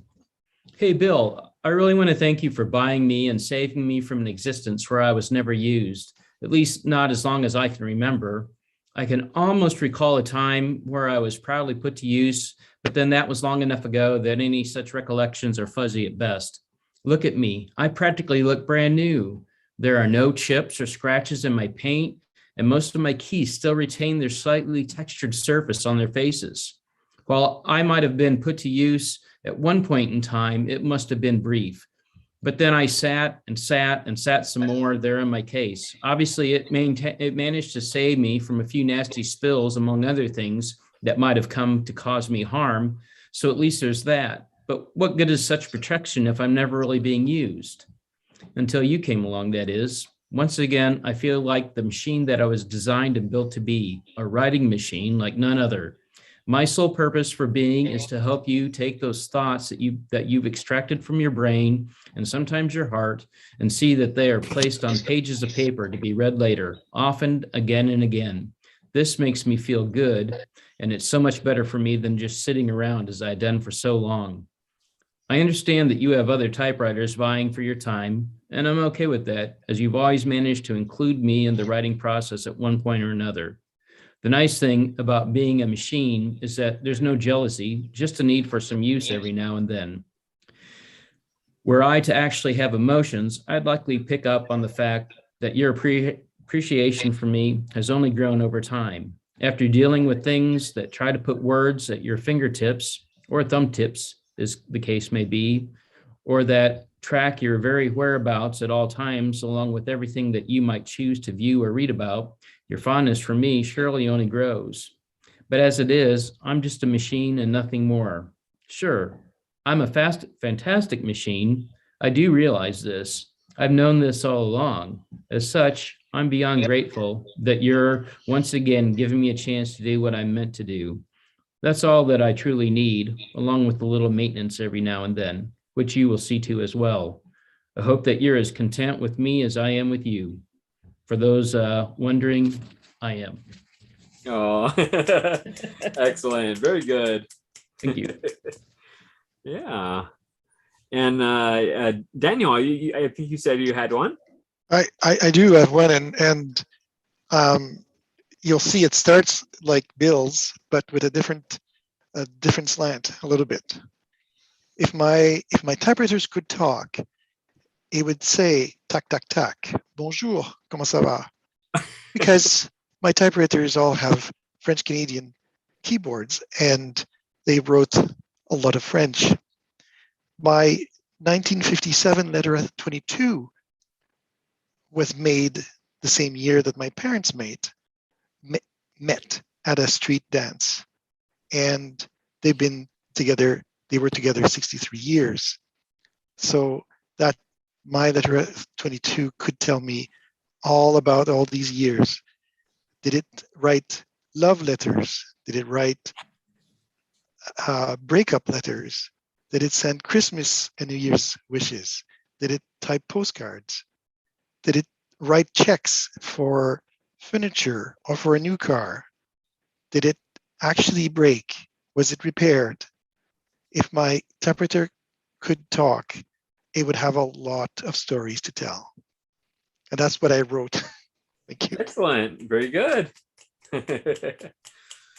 Yeah, it's definitely interesting to think about, how the typewriter was used and what's been written on it, and perhaps that's one benefit of buying like a used daisy wheel typewriter, because you can actually go back through the ribbon and see what the person wrote. Oh yeah. I've got one, Gregory, when you have a minute. Yeah, go for it, Sean. I don't often do this because I always, I don't seem like it, but I do get a little shy sometimes about writing this. So Bill's rubbed off on me though. It's a weird thing. I can't explain it. If your typewriters are alive, what would they say? One thing that occupies the minds of every typospherean is that age-old question: where has my typewriter been? What has it seen? We often wish they could talk. Now, as an inanimate object, they will never talk in the verbal sense, but by connecting to the deep subconscious world of the universe that sits far below us and all around us, we can start to see pictures of worlds long since gone. Sometimes we can connect with this a little easier by seeing remnants of the history which lie inside the typewriter, on the typewriter, and on the typewriter's case. Now, I've connected with this world, and I decided to ask some questions of some of my typewriters. My 1926 Corona 4. Where have you been? I used to be a top-of-the-line typewriter, the most advanced piece of machinery and engineering of my time. I was good-looking and everybody loved me. I came out of Baltimore, sat in my owner's study for years, writing important correspondence to important people in business. Eventually, I got handed down to the kids, and then their kids. That went bad. They broke my space bar, hit my type bars. My ribbon went out. I sat in the basement, eventually into the garage. I saw a lot of cars. I saw cars change. The garage started to tilt over until eventually it fell over. I thought I was done for. But a nice old lady found me and she sold me, and I'm here now with you. I almost died. Now I'm old. I don't type as fast as I used to, or as well. And I need regular breaks. But I'm happy to be back. I'm happy to be here with you. Thank you. A 1956 Royal Quiet Deluxe with a little tag on the outside with a flag that said Cornell. Yeah, so I went to Cornell. I was a gift to my owner when he went to college. I saw a lot of things, let me tell you. Yeah, I saw lots of girls, lots of parties. Those were the good days. Spent a lot of time writing papers right up until 8 a.m. It was a long night, lots of long nights, lots of drinking. Those were wild. Then I sat for a lot of years in a cupboard, but here I am now. I'm ready to party again. A Hermes baby. Now I don't have an accent for this one because, it's different. I was bought in Bombay and traveled the world. My case bears tattoos showing ships, cities, and continents around the world to which I traveled. Africa, Asia, Europe. I've been everywhere. My space bar is worn, but everything else is like new. Eventually, my owner got too old. She couldn't use me anymore. I sat in the cupboard. But she thought of you, and here I am now with you, and I'm glad. When can we go to Africa again? And that's it. Oh, that was awesome. That was excellent, especially the reading of it. Yeah, sorry, my accent or my voice is in. That was so fun. I loved all the accents. Thank you. I don't have a guitar. I didn't have a ukulele, so I had to think of a different angle. You That are still worked. raising the That bar.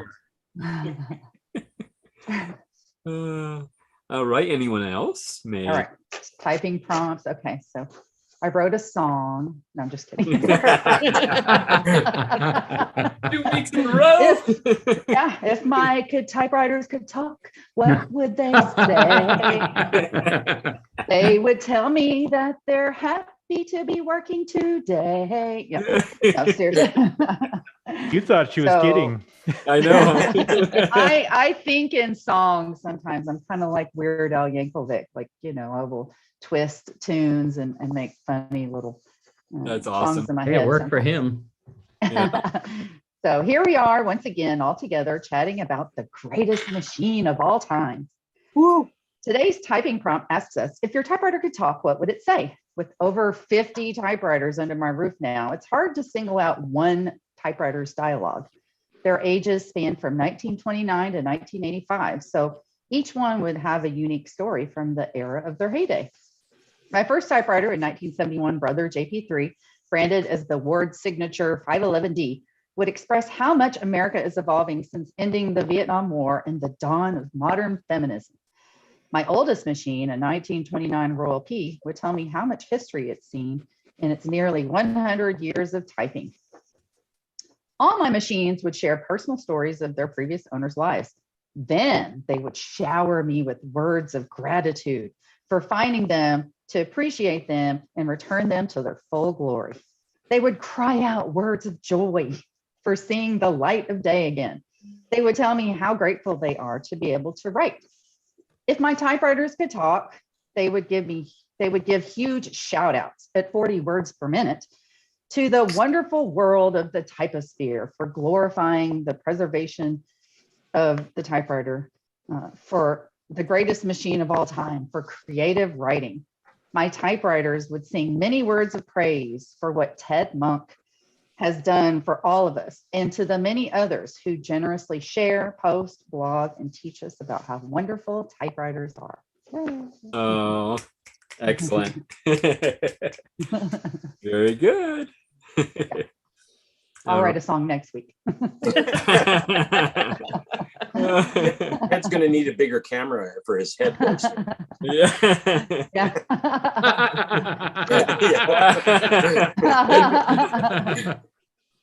Yeah, but he still hasn't found anything for Smith Premiere. Well, I don't even know if it was written for the Smith I Premiere. know. I have not found anything Wow. pre-war, really. It's just Yeah. hard to find documentation for pre-war machines. Wow. I guess Diana is just going to have to write it herself. Exactly. And Ted will publish it. Yeah, I will. All right. Anyone else with a typing prompt or comments or questions or anything before we wrap up? I actually have a question. Okay. I was just curious if did Michael Arau happen to log in earlier at all? I don't think so.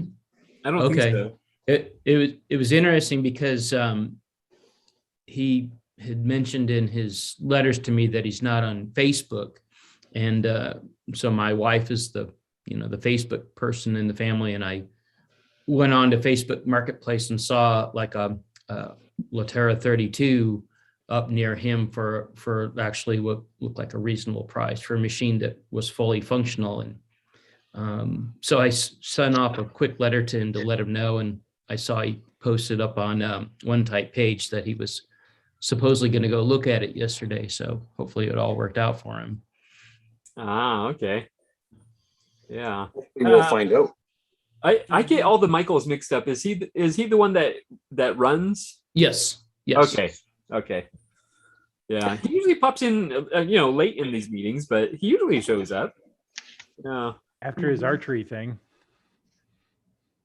That might be another Michael. Mike Durling. No, that's me. Yes. Let's confuse the Michaels. Yeah. Yes. I did that this morning. Yeah. Michael number 2. Yeah, exactly. A bunch of us. My middle name is Michael. Gregory Michael. Yes. My mom used to say that a lot, and that's how I would know when I was in trouble. She would say Gregory Michael. Yeah. Ted, was there something you were wanting to show us? I was just gonna say that I got my my postcard from the Postcard Exchange from Andrew K from Anaheim. Nice. And he asked a couple questions, and I don't really know if this is supposed to be a back and forth thing, so I couldn't answer them. But he asked, "How are things in Mesa?" And they're good. Let's see. What's the weather like? And it's nice. Right. So anyway, if he's listening, I've answered his questions now. There we go. And nice is subjective, right? It is actually very nice right now. Oh, okay.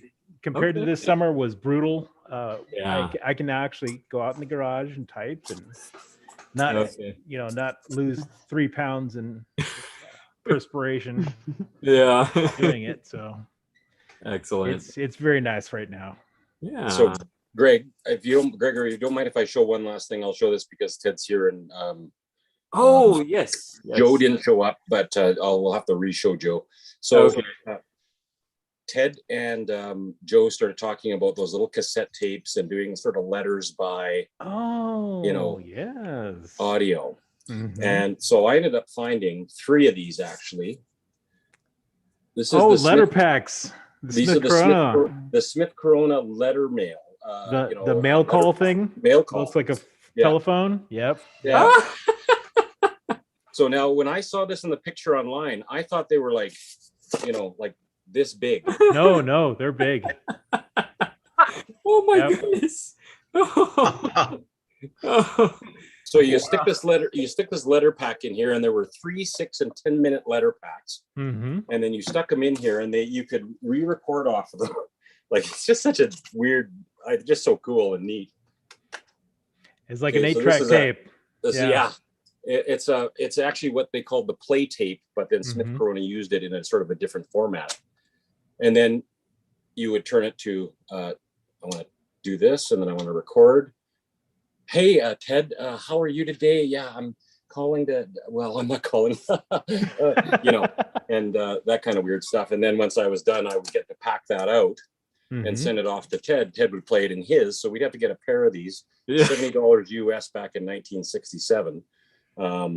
And sort of silly, they died pretty quick because why would you do that? Why would you do that? Right. But anyway, so this is the problem with this club. People do things, and then I go off, all of us go off and buy weird shit. Pardon me. And I don't even know if this stuff's going to work. And I got to find more of these. And now I have to get Ted one of these, and I got to get Joe and anybody else who wants one. I'll take one. Actually try it out. I'm amazed at the condition. Yeah, I'm amazed that this thing. And does it use batteries? Does it use dry cells? Beautiful original RCA-C. Oh, cool. Wow. They were full of these suckers, so I've got a whack of these, and they didn't turn off. They didn't leak, so like they're beautiful. No, but they're alkaline, right? They're dry cells. They're not rechargeables. No, yeah, these are for transistor radios. Sure, but not rechargeables. Yes, no. But yeah, so I'm going to try it out and see if I can get one working, because I ended up getting. I was so excited to purchase it. There ended up being 3. One sort of broken and used, and then one brand new in the package, and then another one in its original box. So they're all pretty neat. Wow. Well, I apologize profusely for causing you this to do that. Yes. Oh. It is very on brand. You can pay me back by I'll send you one of these in the mail when I can confirm it's working, and then you have to just respond. I will make you a tape, definitely. Anyway, that's it. Thanks everybody for your patience. That is awesome. Very cool. Yeah, I had seen those before, but I'd never actually encountered one in the wild. So well, if anybody watches Tech Moan on YouTube, that's where I saw it. Yeah. Yeah. So I went on after I got them and then watched it and went, oh boy, what a kook show that was. What a kook show you bought into. Yes, exactly. Yeah. You know what I would have to do with one of those, Sean, is like bury my iPhone inside of it and then just carry it around with me like it's my phone all the time. Wherever I go, coffee shop, just sit there and take a call, It's sort of like a Maxwell Smart type of thing. Exactly. Shoe phone. It almost looks like a shoe in some ways. Those things are awesome. Yeah. And the fact it says Smith Corona on it. Yeah. Good I stuff. want one now. I got 3. I'll send you one. Oh man. I just want to see like who's the engineer or the bright guy that came up, or the bright person that came up with that idea that there'd be a market for this. Yeah. Like the market Well, for people this. are always already sending reel-to-reel tapes to each other, and eventually cassette tapes. Yeah. Yeah. Yes. That was. It probably seemed like a natural extension, but then they didn't think that, oh well, this infrastructure already exists. I mean, the real tape is much older, and people did mail that. So I don't know why you'd need a separate machine. You know, like when you already have. Dan, when you read the marketing material, you can see they were really, really grasping for any reason or excuse to create this as a need. Like, do you like to write letters? It's personal correspondence. It's family fun. It's documentary. It's convenience memos, business communication, and record keeping. So they went all over the place here with, like, it's a very bad attempt to try to make create some value out of this, which is really redundant, but very neat nonetheless. That was really desperate attempt to capitalize on Smith Corona's name. Yeah. Say, you know, Smith Corona, we're your letter writing buddy or whatever. And they probably did that once and it didn't work, and so they fired that guy and and then they went on to make typewriters. On a roll one day, you're out the next. Yeah. I'm just wondering why they would choose to use a proprietary format of tape. Make money selling tapes. Takes off, yeah. That's where all the money's at if it works. Yeah, where printer people have different cartridges for their own machines.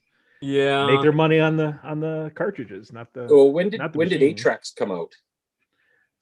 70 something? 74? 60, late 65? Late 60s, okay. I think the 60s, yeah. Yeah, so many new formats at the time, and you know everything was coming and going, and nobody knew what was going to live or not live. And that's true. That's true. You know, it was a lot of change in technology then. And this plate tape was like prior to the cassette, but it actually uses the same size sort of ribbon, magnetic striping as the cassette eventually did. So you can see the development. It's just like old typewriters in a way. If you trace back, nothing's really new. Everything's been done before. 100 years ago, and we're always surprised when we get some new technology. It's all based on something that's already been done. We've just refined it, made it a little better. And I think the same is with some of this weird stuff. Yeah, it's exactly like what happened in the 80s with the thermal typewriters and pen plotter typewriters. They kind of, it was a time of change, and they went ahead and threw all the ideas against the wall and saw what stuck. Yeah, that's true. That's true. And you know who needs one of those is Dirk. Oh. You can have that when he gets out of his checker, checker cab marathon, his checker marathon. You know, he's like, "Hey, I'm on a call here. Can you give me just a moment?" Yeah, make a video too. Yes. Now I finished my call. I got to unplug the tape and mail it. Oh man, that's perfect. Wait for a couple weeks for my answer. Yeah. But really, you'd have to mail the whole device, unless, the other person did have the same thing. But what are the odds of that? Well, it's all part of their evil plan. They sold them in a pair of twos. So for $70, you got two of these things. So you have to send one to somebody all the way across the world. And then you could start going back and forth. But I guess, what did Tecmo do? He did a financial comparison of the initial outlay of the cost versus all the tapes versus postage, and it just still didn't work out to be of any value to anybody. Might as well just buy a typewriter for everyone, Yeah. Yeah, $70 would buy you a typewriter for sure, but $70 would also get you a lot of long distance calls, I think. Yep. Or a really nice tape deck and some nice reels, bunch of reels. There you go.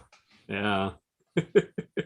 I saw a documentary a few weeks back on the compact cassette tape, and it was kind of, a little similar to California Typewriter in terms of the depth and variety of people that they showed in terms of how they were passionate about cassette tapes, mixed tapes, so on and so forth. And they actually went and interviewed the guy at Philips, that the team that was credited with the invention of the compact cassette and, talk to them. And it's funny because the lead guy for the project, he had almost no, sentimentality for the cassette tape at all. It's like, it was a fun idea at the time, and he was a guy that was into technology. So even though, he was quite old now, he was still really into whatever was happening today. And so that was just a blip in the past for him. Whereas they showed people at like cassette conventions and so forth. And it was actually a lot of fun to watch. Yeah. Yeah. If you go on Bandcamp, there's a whole world of artists putting out their modern music on cassettes, and there's labels that do cassettes, and I believe many other countries, in particular, I think Africa, the general continent of Africa, they have a lot of record labels down there that are still putting out cassettes. So I think they're still pretty big. It's pretty amazing though. I was actually going to send Ted my music on cassette, but then I thought I remembered he said something about his cassette player broke. So no, my mini cassette broke. Oh, okay. And Joe sent me a new one, so I am all set to. He's fully functional. Any format. Any format. Even the what is the one that Sean was showing? Oh no, I'm not equipped for that right now. Note to self: put my music on this and send it. Actually, if it's true what he said, that it's the same as compact cassette inside the tape itself, I would be able to reload that into a compact cassette and play it, and then record on it and take it out of the compact cassette and put it back in the. That's true. That's little true. reel thing, and you could actually, if you don't mind spending the time, do the work to make that happen. Yeah, that's true. Except Sean, did you say it was 3 minutes, 6 minutes, and 9 minutes? 3, 6, and 10 minute tapes. 3, 6, and 10. So that's not a long tape. That's a very, very short tape. It's apparently it played a little beep at the end, so you knew when you got there, because there was no other way to tell where you were on that tape. So you'd be talking and all of a sudden it'd go beep, then you'd have to turn it off quickly, and it would end abruptly. So your letter to Ted would be like, and by the way, I really need to tell you beep. Yeah. Great news. Ted ends up getting 2 letter packs in his next letter because you had another minute. It is a nice thing to add to your letter writing, though, is if you want to buy a compact cassette recorder, and I can accept tapes that way, and I know that Gregory does too, and Joe. I can too. Yeah. Hey, so I have an old 4-track cassette recorder. Oh yeah, that's true. I still have that. I didn't throw away the technology, because it says like, once you pay $150 for like a sound system, and it has those cassette players, it's still there, even though it had CDs, radio, and cassette. Still have the cassette. Yeah, that's cool, that's a fun thing to add to your letter writing if you're into that sort of thing. It's a lot of fun. Yeah, it worked for me. Hey, I do have a question. Strangely, in the Electra 120 that I got Thursday night, there was a pack of new ribbons, but they have like those huge 3/4-inch holes in the middle of those reels, and I'm wondering, like, was there ever like ribbons?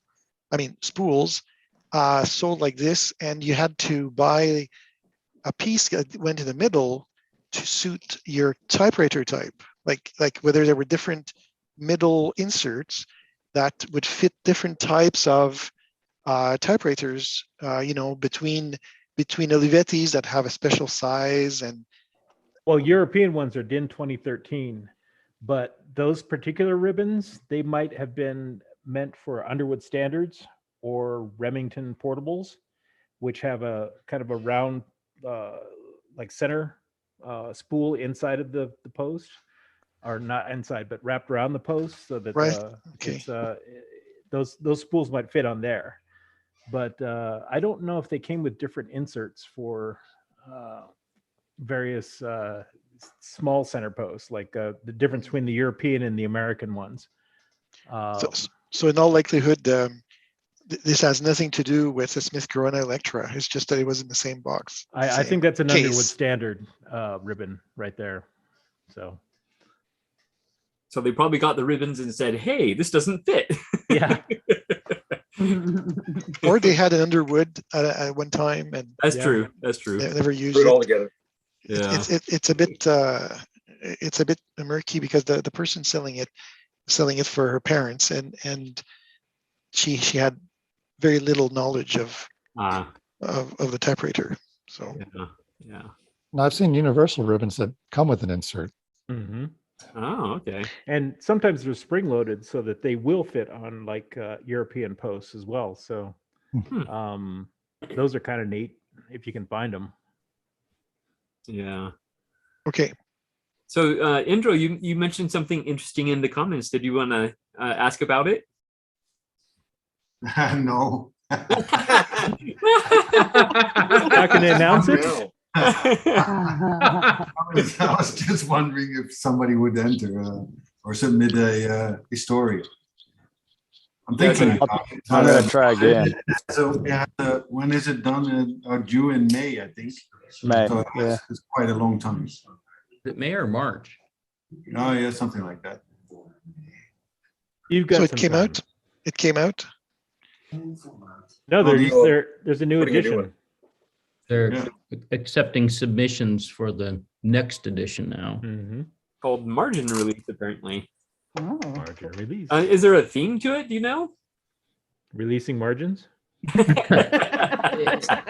think it's crossing the line. It's kind of a I guess the concept is if you in life, everybody ends up like crossing the line at some point.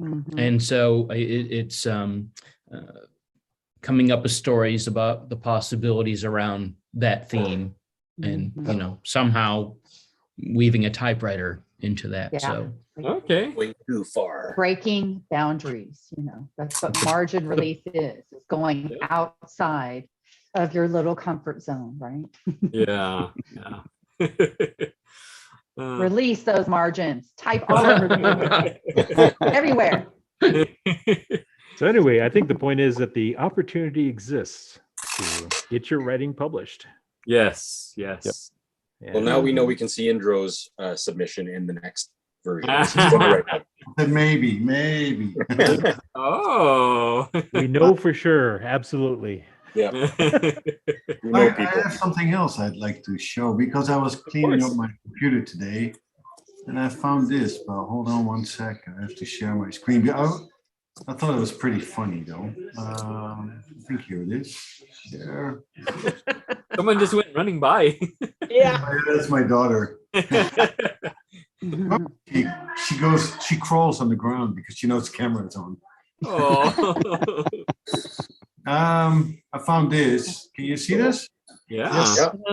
Yeah. And the funny thing is, I think the text is hilarious, but it shows the sample. This is a sample of Type Style Modern Congress Elite, number 98, but it shows this is Pica. Wow.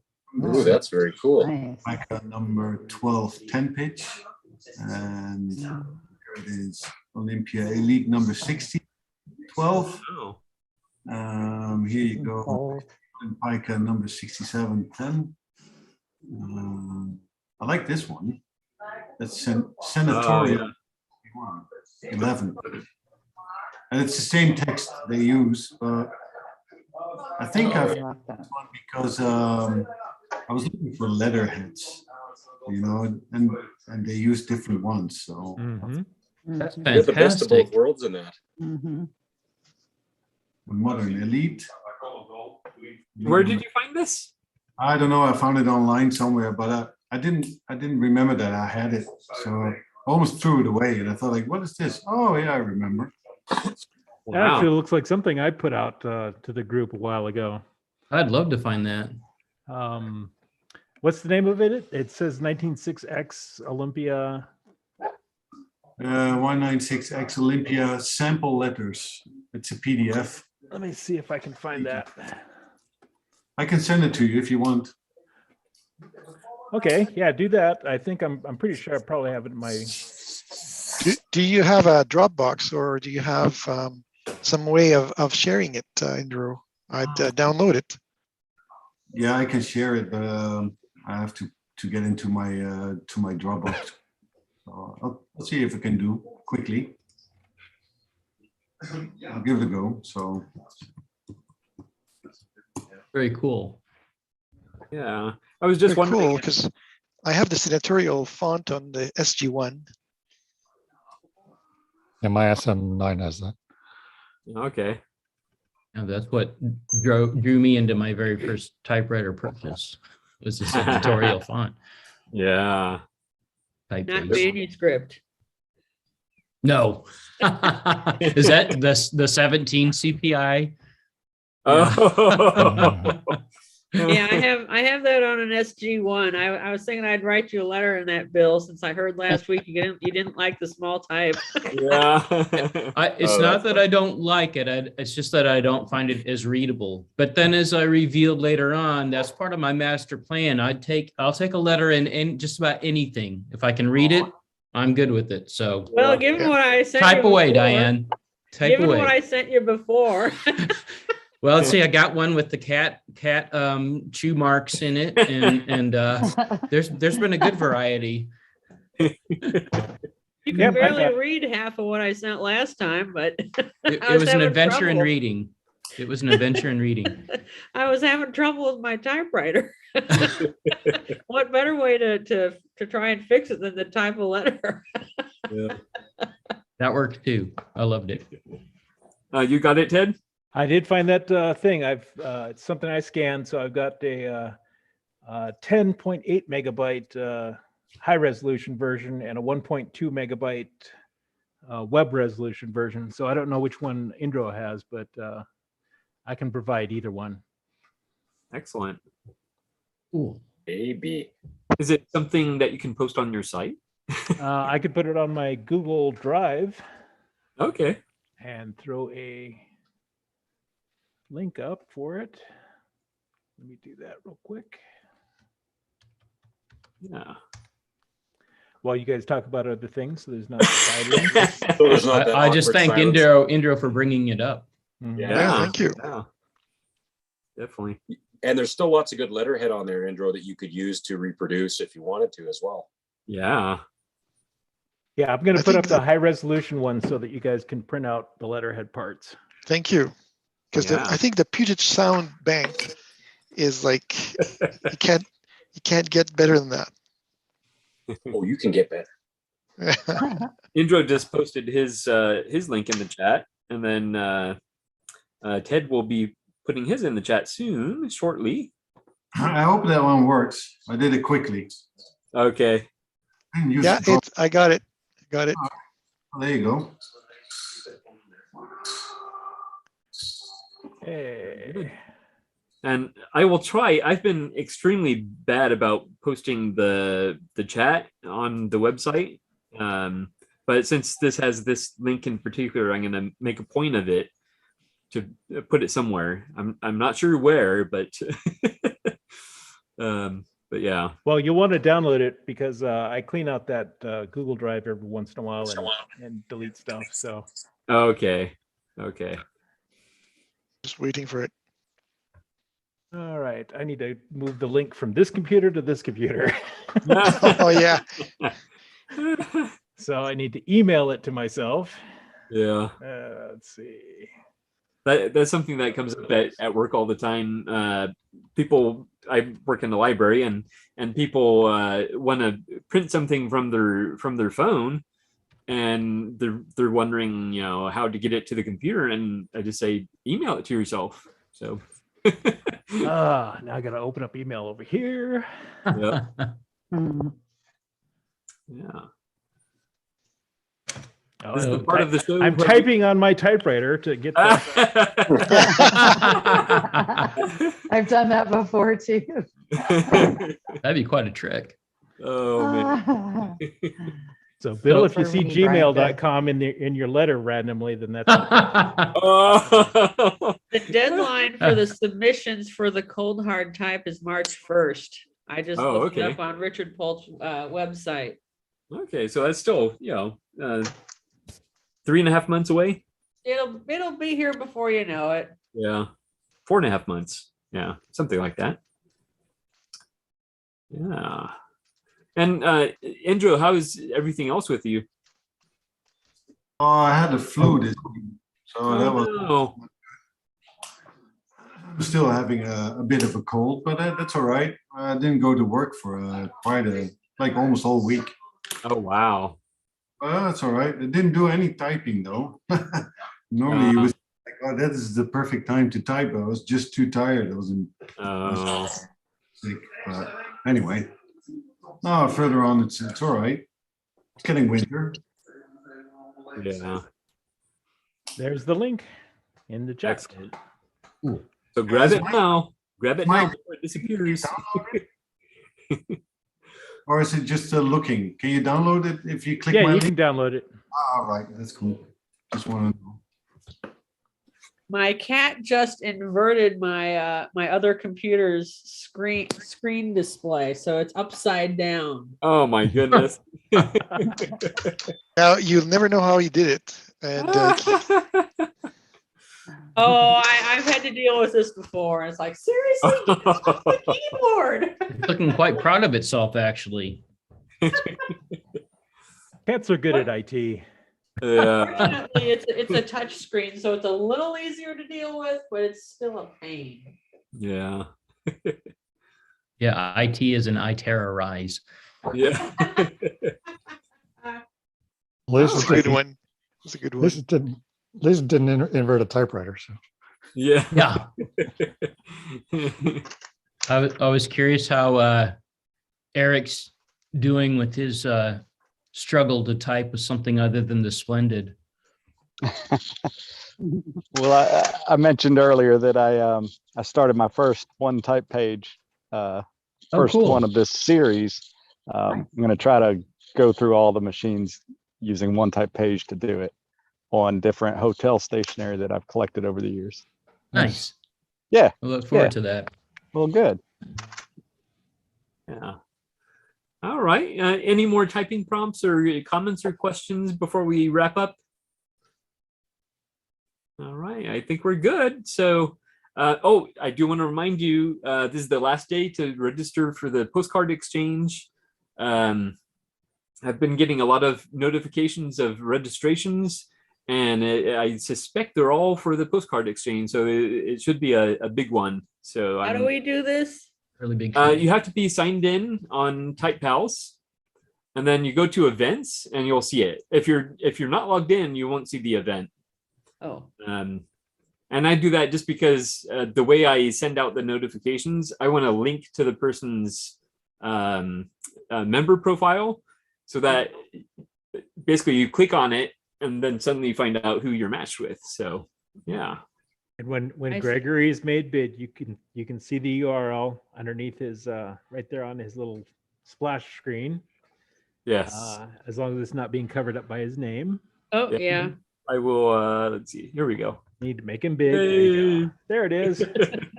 Typepals.com/events. Nice. And Ted, I've been meaning to tell you for quite some time that I feel like you're kind of a co-host on here. That's because I'm a loudmouth. Oh, I love it though, because like you'll well, I remember one time I had to step away because of the dogs, and you just kept the conversation going, and I was like, yes, thank you, Ted. Oh, I mean, somebody's got to, so I appreciate it. I'm kind of like a rhino. I'll just barge in there and do it. I was thinking Andy Richter, but there you go. That's okay. I'm not Guillermo. Guillermo. Oh boy. That's a good one. All right. All right. So Gregory, as we're sitting here talking, I'm looking at my next potential typewriter victims riding their bicycles out on the sidewalk, our neighbors have two twin girls, and they're both just sharp as tacks. And so I'm going to talk to them to see if they would be okay with me giving them a typewriter. Because they love to talk and communicate, and so they're like at that perfect age, you know. To I am glad that a trebuchet is not involved. Because he said target, so I was like, oh yes, wait. no. That's funny. Well, that reminds me, giving a typewriter away. At my work, we have a new director. He's Italian, and as a welcomes gift, I gave him an Italian typewriter. Oh, nice. I gave him an Everest Mod 90 in black, and I wrote a little note with it in Italian. So wow, not Italian, but Google is your best friend. And hopefully Google did not mess it up too much. No, I asked him, was it all right? He said it was perfect. So, Oh, perfect. Excellent. You're expected to be over Friday to lick his feet. No, but when he came in August. I think the second week I asked him if he liked analog machines or products, because where I work we use like a violin or a piano is a analog instrument. So and all the modern stuff that we have and use in at my place. This is something different, I thought. And he was Italian machine. It has a black finish. It looks like the varnish on the piano. Yeah. So, I thought I'd give him that. It's something really cool. Else than a flower or whatever. Are you in the sound technician or sound dubbing of movies? I work at a concert hall, and I concert hall. And the technical department. So we do classic and pop. That's very nice. That's really cool. Yeah, that is. And Bill, you'll have to let us know if you end up giving them a typewriter and how it goes. It all depends on if their parents give me the go ahead. Yeah, definitely. Definitely. But yeah, definitely. I'll keep you posted. Yeah, very good. All right, people. So be sure and sign up for the postcard exchange. Again, today's the last day.